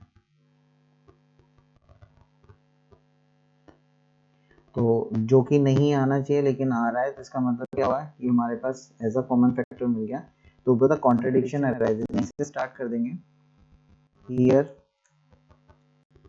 Both P and Q have a common factor as 3। 3 हमारे पास क्या आ गया, कॉमन फैक्टर की तरह आ गया, और जो कॉमन फैक्टर आता है तो उसको हम क्या बोल सकते हैं, कॉमन फैक्टर हो गया जो हमारा contradiction, hence the contradiction arises, hence the contradiction arises, यानी हमारे पास क्या कॉन्ट्रडिक्शन अराइजेस हो गई, स्टेटमेंट बुक से भी याद कर सकते हो, कॉन्ट्रडिक्शन अराइजेस होगा दैट, क्या हमने माना था कि रूट 3 क्या था, एक रेशनल नंबर था, तो कॉन्ट्रडिक्शन अराइजेस होता है कि root 3 is an rational number.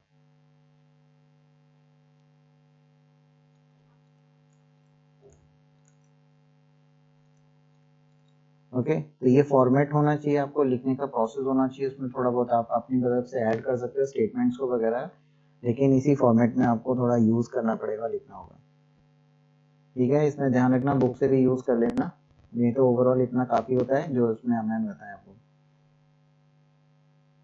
किसी को नोट करना हो तो नोट कर लेना।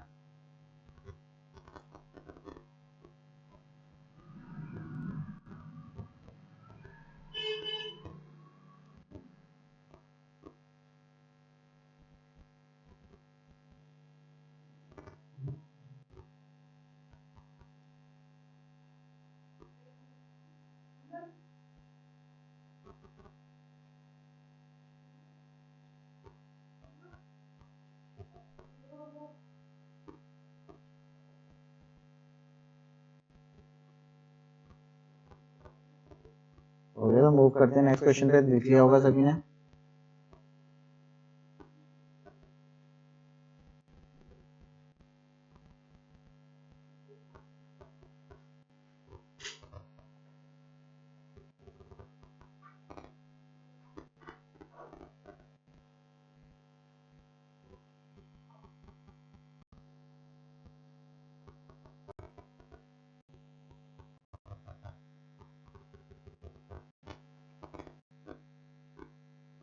ओके, तो नेक्स्ट क्वेश्चन में मूव करते हैं, इसमें तो find a relation between the coefficient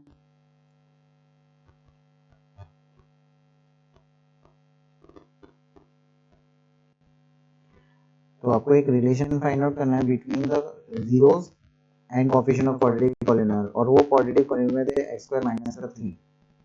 अगर इसका जीरोस निकालते हैं पहले इक्वल्स टू 0, तो x square is equals to कितना हो गया 3, और x की वैल्यू कितनी रहेगी यहाँ पे, अगर इसके जीरोस निकालेंगे तो x की वैल्यू रहेगी रूट 3, वो भी प्लस माइनस में, प्लस माइनस का मतलब ध्यान रखना कि प्लस माइनस में क्या कहेंगे, अल्फा की वैल्यू कितनी है, एक होगा प्लस का रूट 3 और एक बीटा की वैल्यू जो निकलती है रूट में वो आपके पास माइनस का रूट, एक प्लस का रूट 3 आएगा, एक माइनस का रूट 3 आएगा। तो ये दो वैल्यूज आपके पास आएंगे, प्लस का रूट 3 और माइनस का रूट 3। अब आपको सम ऑफ जीरोस निकालने हैं, सम ऑफ जीरोस, और सम ऑफ जीरोस की वैल्यू कितनी होती है, दैट इज इक्वल्स टू होता है alpha plus beta equals to होता है माइनस का b बाई ए। तो अल्फा की वैल्यू कितनी आई थी रूट 3, बीटा की वैल्यू कितनी आई थी माइनस का root 3, that is equals to minus p की वैल्यू देखो कितना है, अगर इसको जनरल फॉर्मेट में लिखा जाए तो a एक्स स्क्वायर प्लस का बी एक्स प्लस सी के फॉर्मेट में। तो ये b वाले टर्म तो है ही नहीं, x वाला टर्म, तो वो कितना हो जाएगा 0 अपॉन a कितना है a 1, तो उससे कोई फर्क नहीं होता, और इधर भी कैंसिल करेंगे तो ये कितना होगा 0 इक्वल्स टू 0। ऐसी प्रोडक्ट ऑफ जीरोस निकालना है फिर आपको, that is equals to alpha beta is equals to c by e।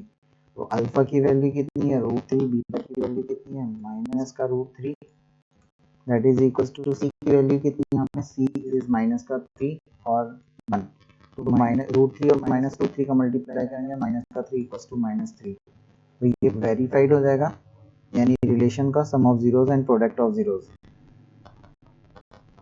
इसके बाद इसी का एक पार्ट और दिया हुआ है, उस पार्ट को देखना जरा, हमने लिखा है 1 प्लस का sec a upon sec a, that is equals to आता है sine square a upon 1 minus का cos a। इसको आपको वेरीफाइड करना है, प्रूफ करना है, तो 1 प्लस sec a को हम लिख सकते हैं 1 बाई cos a, ठीक है, sec को सेम नीचे भी लिख सकते हैं 1 बाई cos a।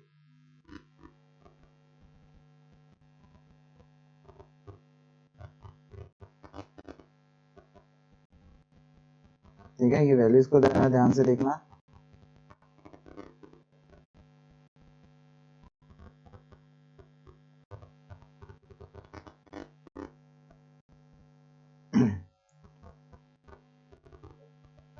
ओके तो 1 बाई कॉस है, अब हम क्या करेंगे इसको एलसीएम निकालेंगे, इस साइड भी सॉल्व कर सकते हो, जैसे साइन स्क्वायर, आपने आईडीडी पढ़ा होगा ना, साइन स्क्वायर ए प्लस कॉस स्क्वायर ए की वैल्यू कितनी आती है 1, तो अगर आप साइन स्क्वायर ए की वैल्यू निकालोगे तो इसको हम लिख सकते हैं sine square A equals to हो जाएगा आपके पास, अगर इसकी वैल्यू निकालोगे तो sine square A equals to हो जाएगा 1 माइनस का कॉस स्क्वायर ए। तो ये वैल्यू आप यहाँ पे लिख देंगे साइन की जगह 1 माइनस का कॉस स्क्वायर ए, डिवाइडेड करेंगे 1 माइनस कॉस ए के साथ। ओके फिर यहाँ पे भी एलसीएम लेना पड़ेगा आपको, तो यहाँ पे एलसीएम कितना हो जाएगा, ये फर्स्ट स्टेप है, सेकंड स्टेप में देखो, तो यहाँ पे एलसीएम हो जाएगा कॉस ए, ऊपर क्या बचेगा 1 प्लस कॉस ए, न्यूमरेटर में हमारे पास क्या आएगा 1 प्लस का cos A, numerator is 1 plus cos A, और डिनोमिनेटर में ये आ गया, और जो होल के नीचे 1 बाई कॉस ए चल रहा था तो उसको भी आपको मेंशन करना पड़ेगा 1 बाई कॉस ए। तो ये डिनोमिनेटर से ये डिनोमिनेटर कैंसिल हो जाएगा आपके पास, डिनोमिनेटर, और इस साइड भी अगर देखा जाए तो यहाँ पे आइडेंटिटीज यूज कर सकते हैं इसकी जगह पे, और वो आइडेंटिटीज क्या रहता है a प्लस बी माइनस, यानी एक बार इनको माइनस करेंगे और एक ब्रैकेट में इनको प्लस कर देंगे, और नीचे क्या है 1 माइनस कॉस है।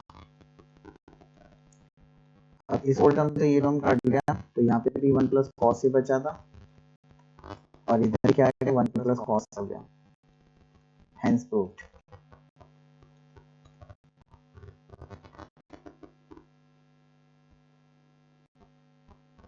सभी लोग नोट करते जाना साथ में साथ।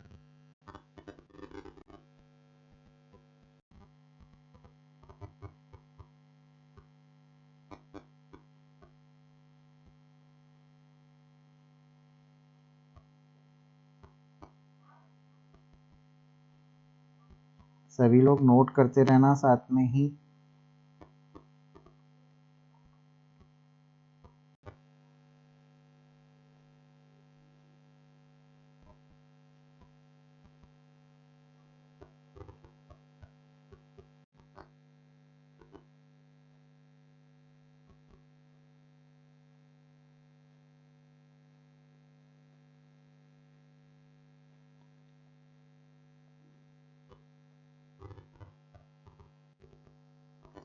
ओके, मूव करते हैं नेक्स्ट क्वेश्चन के लिए।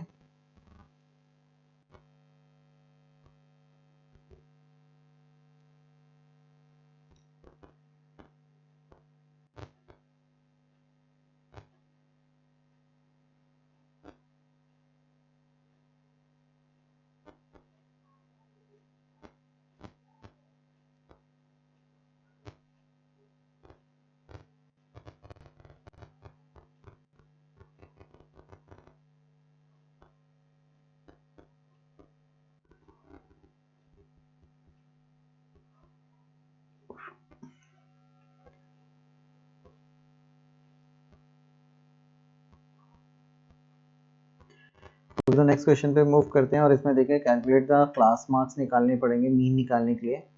तो मीन निकालने के लिए जो प्रोसेस होता है वो पूरा फॉलो अप करना पड़ेगा आपको। तो यहाँ पे मैं करा देता हूँ साइड में।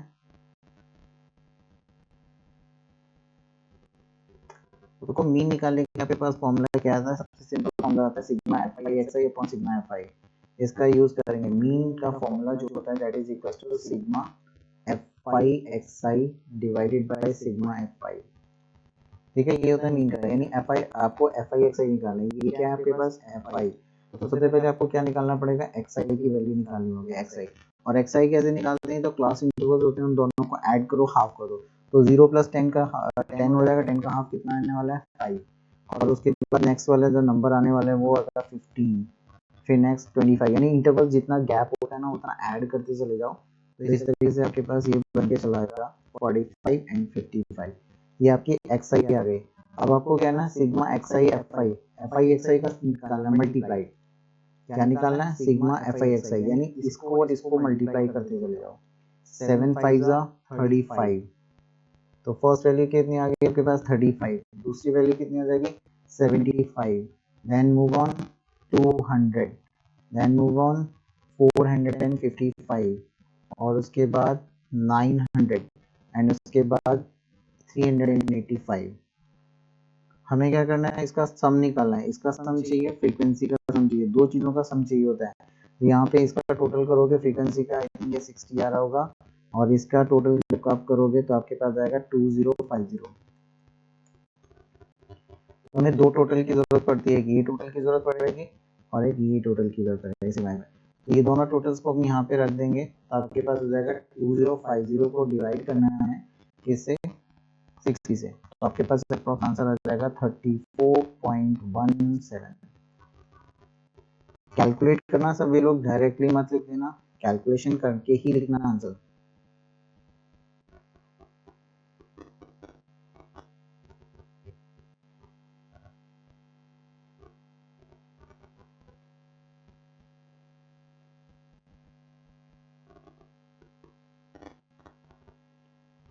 सभी का आ गया आंसर? जल्दी करते हो, टाइम क्योंकि ज़्यादा हो गया, 1 घंटा ऑलरेडी हो चुका है। कोशिश करो जल्दी से जल्दी करने की।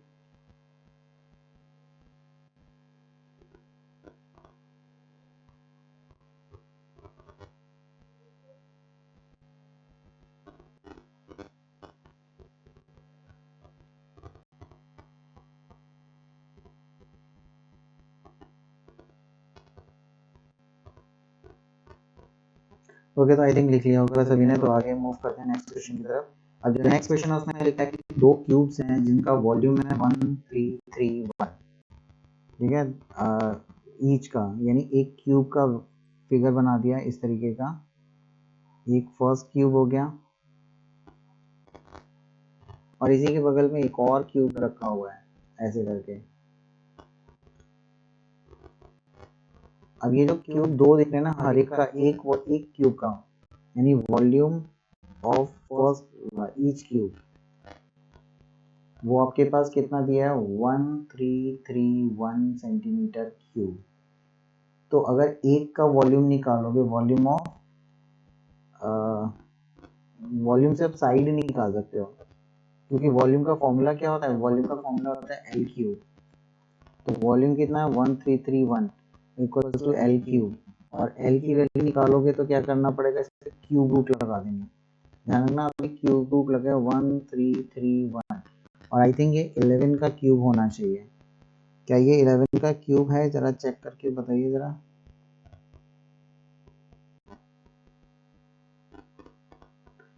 ठीक है, ये 11 का क्यूब होगा, तो मतलब ये इसमें 11 इंटू 11 इंटू 11 आएगा क्यूब रूट के अंदर, और जिसकी वैल्यू कितनी आ जाएगी, ओनली 11। तो एल की वैल्यू कितनी आ गई, 11। तो 11 इसकी वैल्यू हो गई, किसकी साइड आ गई, क्यूब की साइड इज 11। ये जो क्यूब आपके पास दिखाना है, इस क्यूब की साइड कितनी होगी, 11। लेकिन आपको क्यूब की साइड नहीं पूछी गई, आपको पूछा surface area of the resulting.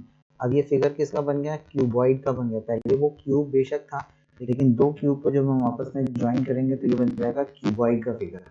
और क्यूबॉइड के फिगर के लिए आपको क्या करना पड़ता है, इसकी पूरी लेंथ कितनी हो जाएगी, तो वो एक साइड कितनी आई है उसकी 11, यानी इतना पार्ट आपके पास 11 आया, और डबल कर देंगे 11 का, तो ये टोटल कितना हो जाएगा 22। और इसका ब्रेथ कितना रहेगा 11, और इसकी हाइट कितनी रहेगी 11। यानी ब्रेथ और हाइट में कोई फर्क नहीं पड़ेगा, लेकिन सिर्फ फर्क कहाँ पड़ रहा है आपके, सिर्फ इसकी ब्रेथ में, लेंथ में।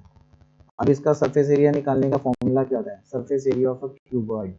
अब ये क्यूब नहीं बचा, अब ये क्या बन गया, surface area of cuboid. Surface area निकालना है, वो भी आपको किसका निकालना है, क्यूबॉइड का। और इसका फॉर्मूला कितना होता है surface area of cuboid, that is equals to होता है क्यूबॉइड का सरफेस एरिया, वो भी टोटल सरफेस एरिया निकालना है इसका। तो टोटल सरफेस एरिया कितना हो जाएगा, 2 ब्रैकेट में L B plus B H plus H L. ठीक है, इसका टोटल सरफेस एरिया का फॉर्मूला कितना होगा, 2 L B plus B H plus का एच एल। तो अब इसमें आपको वैल्यूज पुट कर देंगे, 2 ब्रैकेट में, लेंथ और ब्रेथ कितना है, देखो 22 इंटू 11 प्लस, अब नेक्स्ट वाले पार्ट में क्या आ जाएगा आपके पास,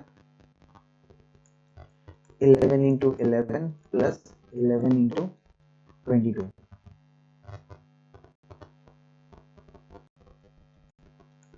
ब्रैकेट क्लोज।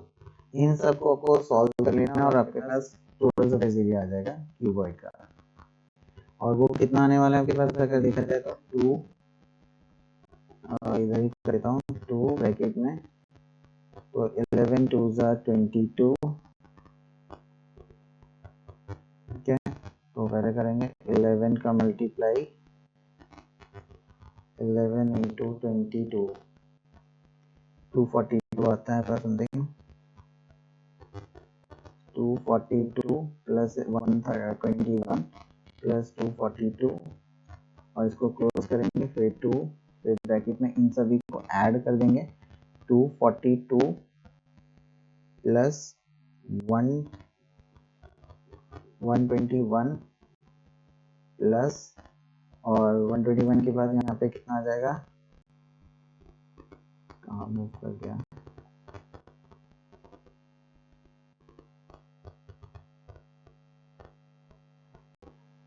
ठीक है, 121 121 और 242 अगेन आएगा 242। ठीक है, इन सब का टोटल आ रहा है आपके पास 242 का 605, और इसका जब मैं डबल कर दूंगा तो आपके पास आंसर हो जाएगा 1210 सेंटीमीटर स्क्वायर। ठीक है, सेंटीमीटर स्क्वायर इस तरीके से। ये टोटल सरफेस एरिया कितना आ गया इसका, 1210 सेंटीमीटर स्क्वायर।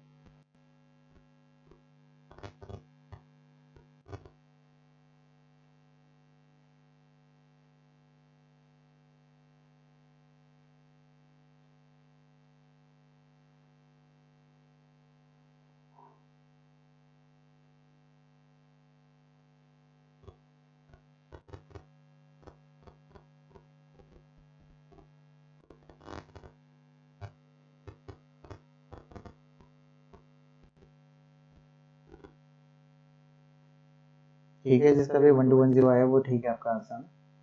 अब नेक्स्ट क्वेश्चन में आ जाओ। नेक्स्ट क्वेश्चन में आपके पास कुछ इस तरीके का दिया है कि आपके पास 2 पॉइंट दिए हैं, एक पॉइंट यहाँ पे है जिसका कोऑर्डिनेट आपका 3,6, और दूसरा कोऑर्डिनेट यहाँ पे है जिसका कोऑर्डिनेट है -3,4, और इन दोनों के बीच में आपको इक्वी डिस्टेंस है from this point x, y। अब इस कोऑर्डिनेट से आपको क्या निकालना है, इक्वी डिस्टेंस दिया हुआ है, ये पॉइंट और ये पॉइंट क्या है, इक्वी डिस्टेंस है। तो इसको समथिंग कुछ ना कुछ लेट कर लो, PA और PB।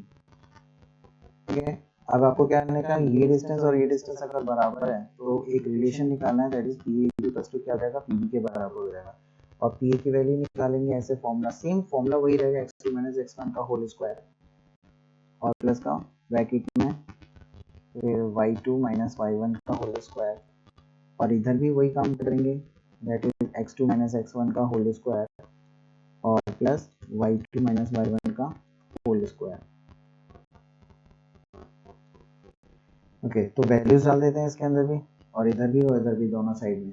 तो यहाँ पे डालेंगे तो आ जाएगा x माइनस 3 का होल स्क्वायर और यहाँ हो जाएगा y माइनस 6 का होल स्क्वायर, और इधर भी इक्वल में समथिंग ऐसे ही वैल्यूज आएगी।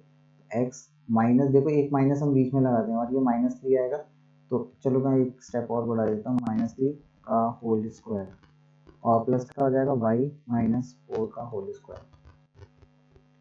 तो पहले तो रूट से रूट कैंसिल हो जाएगा, तो यहाँ बचेगा, इसका होल स्क्वायर ओपन करना है जहाँ पे भी होल स्क्वायर आएगा, तो ये वैल्यू हो जाएगी x स्क्वायर प्लस 9 माइनस का 6x प्लस का y स्क्वायर प्लस का 36 माइनस का 12y इक्वल्स टू हो जाएगा x स्क्वायर, ये देखो माइनस माइनस प्लस हो गया, ये x प्लस 3 का स्क्वायर लगा है, प्लस 3 का स्क्वायर हो गया 9 और ये प्लस का होने की वजह 3 टू 6x प्लस का y स्क्वायर प्लस का 16 माइनस का 8y, x square y square x square y square और एक 9 पॉजिटिव कर रहा है, ये भी 9 पॉजिटिव कर रहा है, कैंसिल हो गया। तो बाकी सारी वैल्यूज को आपको शिफ्ट कर देना है। तो यहाँ पे माइनस का 6x है, इसको भी उधर ही लेके जा रहा हूँ मैं साइड का, तो ये हो जाएगा 12x और y वाले टर्म्स हैं यहाँ पे, तो प्लस का 4y और फिर बचेगा 16 और 36 माइनस का 20, और ये पूरा नंबर देखो किससे कैंसिल हो रहा है आपके पास, 4 की टेबल से, 4 की टेबल से डिवाइड कर देंगे तो इसको बचेगा 4 3 का 12 प्लस 4y माइनस का 5, ठीक है, ये वो रिलेशन बन गया इक्वल्स टू 0, और चाहो तो इसको लिख सकते हैं ऐसे करके 5 equals to 3x plus y।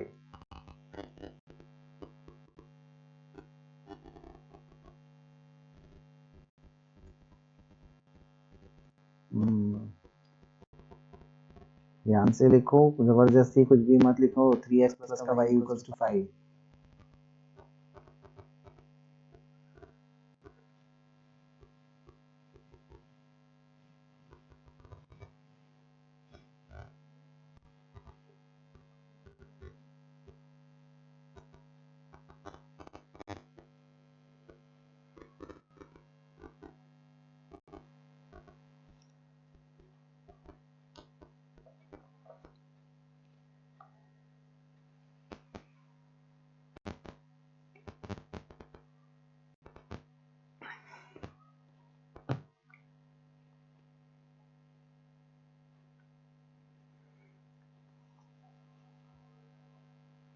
और क्वेश्चन करने हैं या इतने काफी हैं?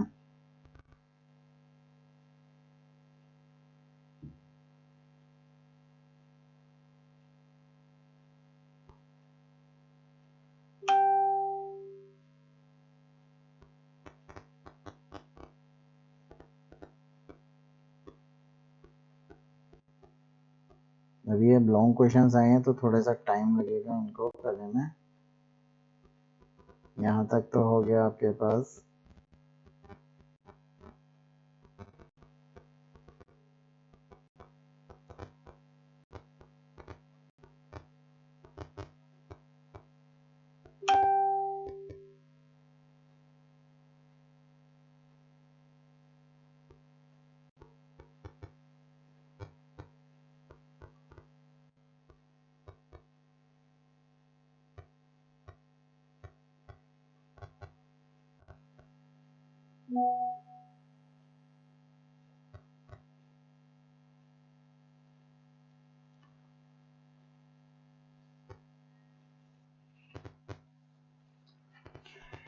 ओके, तो नेक्स्ट क्वेश्चन पे मूव ऑन करते हैं, हम जरा देखते हैं क्या है।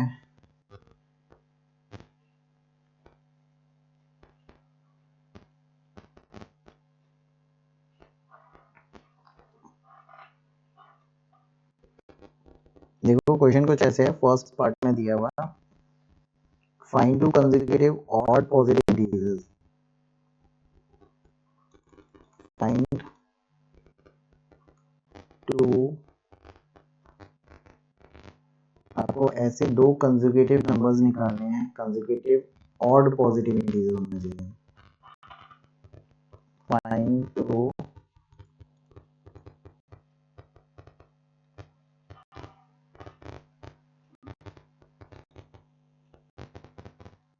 कंसेक्यूटिव, क्या बात है, नहीं चल रहा,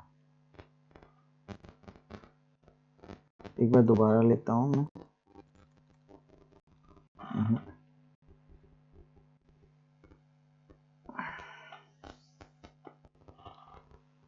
उसको भी प्रॉब्लम आने लगी।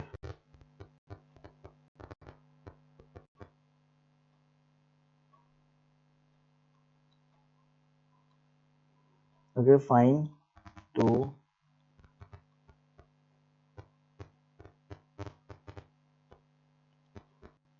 consecutive odd,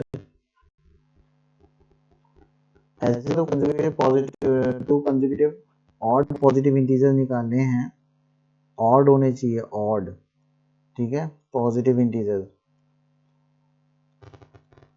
और उनका जो स्क्वायर का सम है वो 290 आना चाहिए। पॉजिटिव इंटीजर्स, ठीक है, सम ऑफ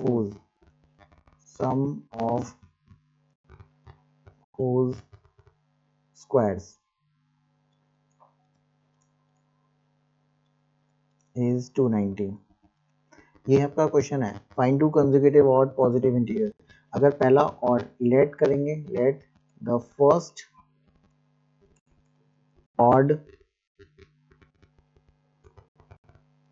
पॉजिटिव इंटीजर, पहले ऑड पॉजिटिव इंटीजर्स को हम लेट कर लेते हैं,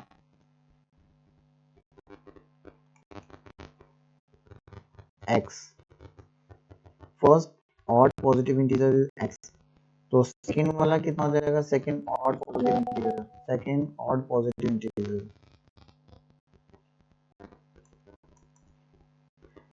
तो हो जाएगा x प्लस का 2, क्योंकि ऑड एक एक छोड़कर आते हैं, यानी जैसे 1 के बाद 2 नहीं आता, 3 आएगा डायरेक्टली, तो एक नंबर छोड़ने के बाद आता है, इसलिए तो इसमें 2 ऐड कर देना होता है। यानी अगर फर्स्ट नंबर कितना होगा 1, उसमें जब 2 ऐड कर देंगे तो नंबर कितना हो जाएगा 3, वो ऑड नंबर होगा, 3 में 2 ऐड कर देंगे तो नेक्स्ट नंबर हो जाएगा 5। तो ये दो ऑड आ रहे हैं। अगर अकॉर्डिंग टू क्वेश्चन जाएंगे, यानी हमारे अकॉर्डिंग टू क्वेश्चन क्या बताया गया, according to question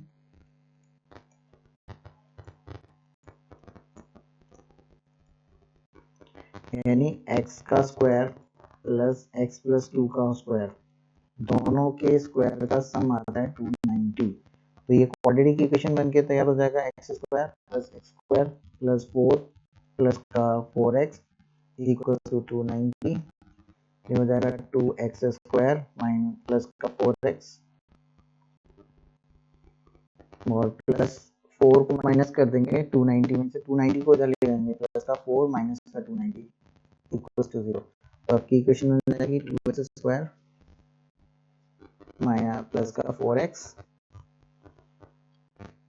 2x square plus का 4x और माइनस का 286। अब ये पूरी इक्वेशन देख रहे हो 2 से डिवाइड हो रही है, तो ये बचेगा एक्स स्क्वायर प्लस का 2x माइनस का 143, दैट इज 143। ये नंबर कितना आ जाएगा 143 इक्वल्स टू 0। अब इसको सिंप्लीफाइड करके, मतलब क्वाड्रेटिक इक्वेशन को सॉल्व करके हमें x की वैल्यू निकाल लेनी है। तो x की वैल्यू निकालेंगे तो 143 है, तो आपको कोई सा भी मेथड लगा के आपको निकाल सकते हो।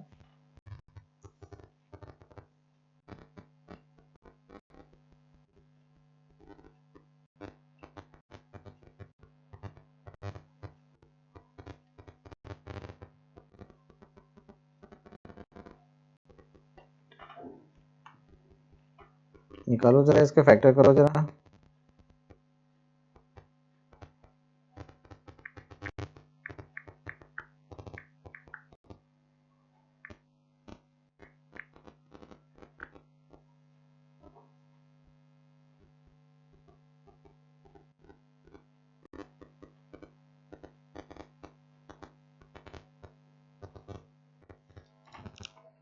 अगर देखो 143 के आपको फैक्टर निकालने 143 तो हम साइड में निकालते हैं 11 के कर देते हैं 11 और 11 माइनस करेंगे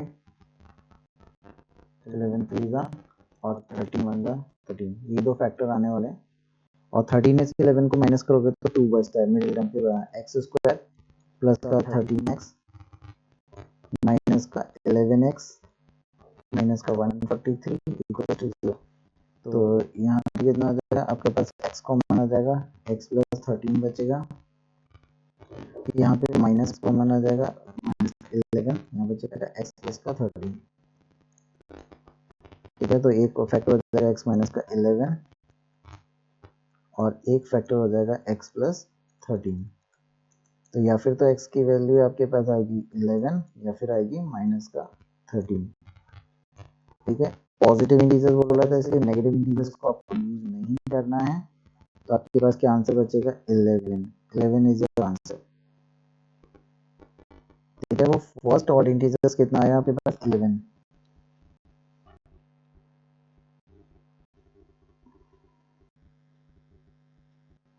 तो फाइनली जब आपको आंसर लिखना होगा ना तो यहाँ पे कहीं आंसर लिखेंगे नेक्स्ट लाइन में लिखेंगे। ध्यान रखिए जो कुछ काम करना है वो नेक्स्ट लाइन में ही लिखना है, सेम लाइन में आप नहीं लिखना है किसी को भी। तो वो आंसर कितना रहेगा आपके पास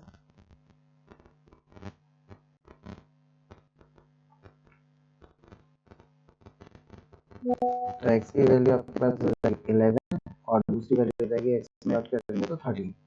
तो एक 11 वैल्यू होगी और सेकंड वैल्यू कितनी होगी वो ऑड इंटीजर 11 एंड 13, क्योंकि यहाँ पे तो फाइनली जो फर्स्ट वैल्यू आपने लिखा था x वो तो आपके पास 11 आ गया और उसमें 2 और ऐड करेंगे तो 11 प्लस 2 कितना हो गया 13। तो ये दो वैल्यूज हैं जिनका स्क्वायर का सम 290 आता है।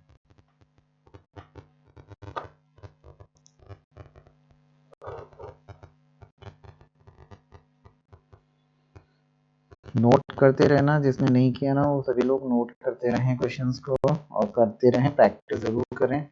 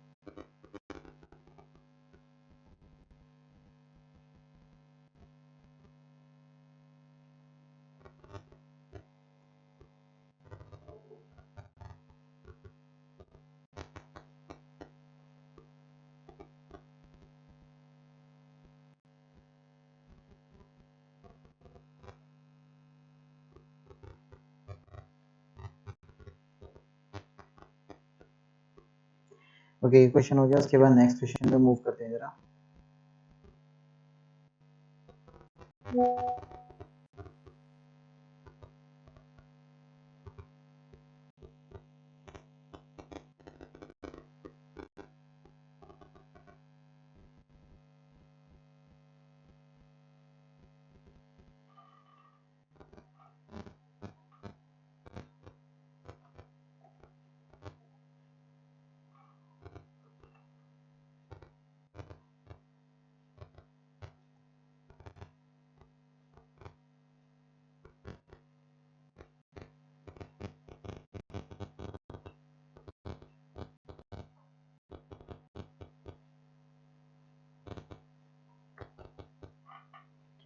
ओके, ये रहा वो क्वेश्चन नेक्स्ट वाला।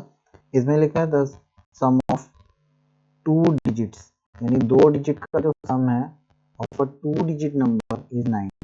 यानी आपको पहले भी बताया था कि किस तरीके से करते हैं, इसमें दो डिजिट के नंबर होते हैं। एग्जांपल के तौर पे आपको बताया था कुछ भी नंबर 93, ये आपका क्या कहलाएगा वंस डिजिट कहलाती है, एक इसकी वंस डिजिट होती है, ये आपकी वंस डिजिट होती है और ये क्या कहलाता है आपका टेंस डिजिट।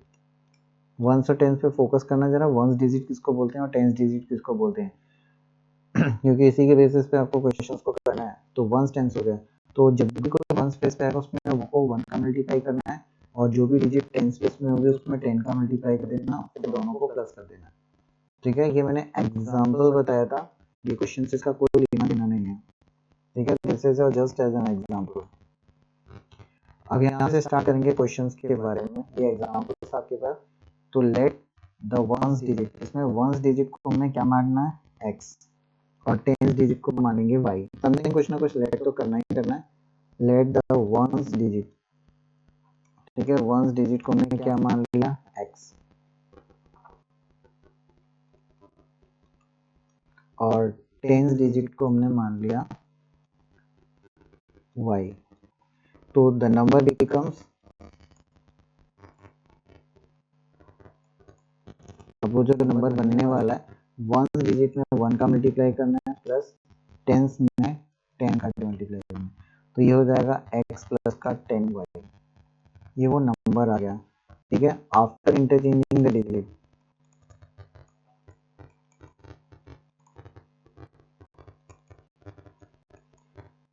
डिजिट को इंटरचेंज करेंगे तो आपके वंस प्लेस पे कौन पहुंच जाएगा, y, और टेंस प्लेस पे आ जाएगा x। तो द न्यू नंबर,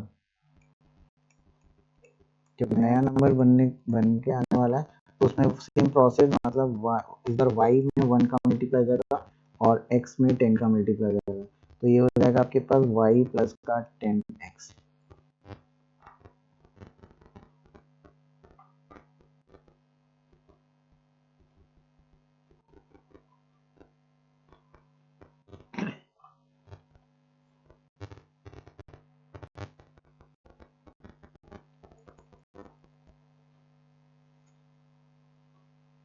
ठीक है, तो आपके पास ये नंबर आ गए। अब अकॉर्डिंग टू क्वेश्चन, अब हमने क्वेश्चन के अकॉर्डिंग वर्क करना है। ये तो हमारे पास वो नंबर आ गए, एक न्यू नंबर आ गया और एक ओरिजिनल नंबर आ गए। इनको दो को चाहो तो आप इस तरीके से हेडिंग करके डाल दिया करो, equation number 1 and equation number 2। तो जो ओरिजिनल नंबर है उसको आप मान के चलो कि इक्वेशन नंबर 1 है हमारा, ये इक्वेशन नंबर 1, और जो न्यू नंबर है वो इक्वेशन नंबर 2। तो अब इन दोनों में अकॉर्डिंग टू क्वेश्चन, यानी क्वेश्चन के अकॉर्डिंग हमें वर्क करना है कि क्वेश्चन में क्या गिवन है। तो क्वेश्चन के अकॉर्डिंग दिया हुआ है,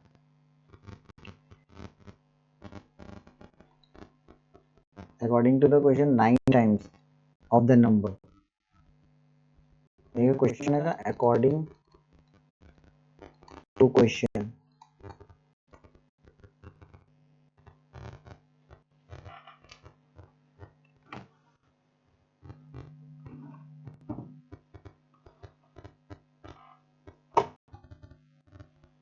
ठीक है, अकॉर्डिंग टू क्वेश्चन क्या मिलेगा हमें कि जो according question 9 times the original number, यानी क्वेश्चन के अकॉर्डिंग जो वैल्यू दी हुई है ना उसी के अकॉर्डिंग करना है। क्वेश्चन में पढ़ना है जो 9 टाइम है ओरिजिनल नंबर का। ठीक है, ओरिजिनल नंबर का 9 टाइम्स करेंगे, दैट इज इक्वल टू हो जाएगा, जहाँ पे भी इज आए, वॉज आए, वर आए, इक्वल मतलब हेल्पिंग वर्ब आता है ना ओरिजिनल नंबर का, तो दैट इज इक्वल टू हो जाएगा 2 टाइम्स द न्यू नंबर, यानी न्यू नंबर का 2 टाइम्स हो जाएगा।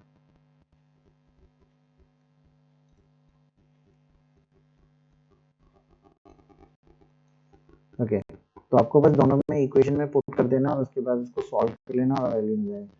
9 ओरिजिनल नंबर हमारे पास क्या था, x प्लस का 10y, that is equal to हो जाएगा आपके पास, और दैट इज 2, और ब्रैकेट में आ जाएगा y प्लस का 10x। अब इन दोनों इक्वेशन को सॉल्व करना है आपको, फर्स्ट इक्वेशन और जो ये वाली इक्वेशन आई है y प्लस का 10x, ये जो इक्वेशन आई है, और एक इक्वेशन आपके और आएगी। देखो फर्स्ट लाइन में लिखा था डिजिट्स का सम, और डिजिट का सम कितना होता है, दोनों डिजिट का x और y को अगर मैं ऐड कर दूं, x प्लस का y, तो दैट इज इक्वल टू कितना आता है 9, यानी डिजिट का जो सम है वो भी कितना दिया हुआ है 9। तो ये आपकी सबसे पहली इक्वेशन तो यही बननी चाहिए, दैट इज ये वाली जो मैंने आपको बॉक्स में लिखी है, first equation x plus Y equals to 9। और एक लास्ट इक्वेशन जो भी बनने वाली है, तो इन दोनों इक्वेशन को आपको सिंप्लीफाई करना है और x एंड y की वैल्यू निकाल के ओरिजिनल नंबर में आपको पुट कर देना है, और वहां से आपको इसकी वैल्यू मिल जाएगी। ठीक है, तो ये इक्वेशन को अगर आप सॉल्व करोगे तो आएगा 9x प्लस का 90y equals to 2y plus 20x, और इक्वेशन को x x एक साइड लेके आएंगे, y y भी एक साइड लेके आएंगे, तो आपके पास हो जाएगा 90 माइनस का 2 कितना हो गया, क्या ये हैंग क्यों कर रहा है, 90 में से 2y को माइनस करेंगे, आपके पास हो जाएगा 88y इक्वल्स टू, यहाँ पे इसको सिंप्लीफाई करेंगे,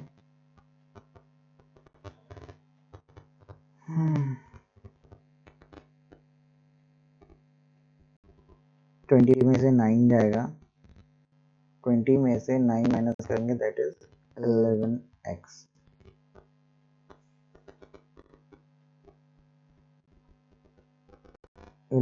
बचेगा, और 11 की टेबल से ये कट जाएगा 8 टाइम्स, तो 8y इक्वल्स टू क्या आ गया x, 8y equals to x, यहाँ लिख देता हूँ 8y इक्वल्स टू क्या आ गया x। अब ये जो वैल्यू आई है आपकी, और इसकी वैल्यू फर्स्ट इक्वेशन में पुट कर देंगे वहाँ पे, और फर्स्ट इक्वेशन क्या थी आपके पास, x प्लस का y इक्वल्स टू 9, तो x की जगह 8y, y इक्वल्स टू 9, तो ये हो जाएगा 9y इक्वल्स टू हो जाएगा 9, और 9 से 9 कट गया तो y इक्वल्स टू कितना आ गया 1, और y की वैल्यू बन गई तो इसी इक्वेशन में दोबारा पुट कर देंगे और x की वैल्यू पुट निकालेंगे, तो y की जगह तो x की वैल्यू कितनी आ जाएगी 8।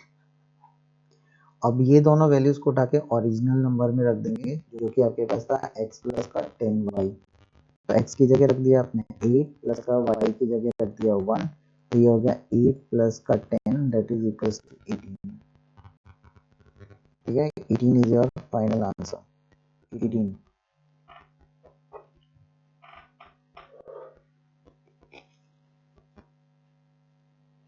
ओके, आई थिंक अब क्वेश्चंस भी ज़्यादा हो गए और टाइम भी कुछ ज़्यादा हो गया है, तो ज़्यादा देर तक भी बैठाना ठीक नहीं है, बाकी प्रैक्टिस जितनी भी और करा दी है वो भी करना, और कोशिश करना सभी को ट्राई करना है, क्वेश्चंस को स्किप नहीं करना है, सभी को अटेम्प्ट करना बहुत ज़रूरी है, और कोशिश करना एक बार वीडियो को दोबारा देख लेना, सुबह उठ के लाइक कर देना, मतलब उसको देखना, चेक करना।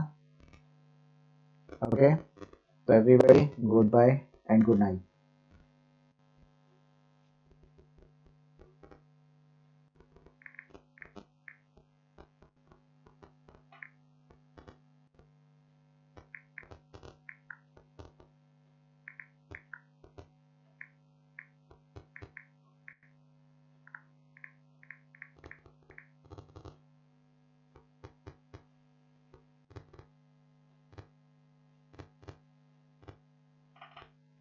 सभी लोग ध्यान रखना, लेकिन इसको वापस रिपीट कर लेना, रिवाइज कर लेना, ताकि आपको कोई प्रॉब्लम ना आए।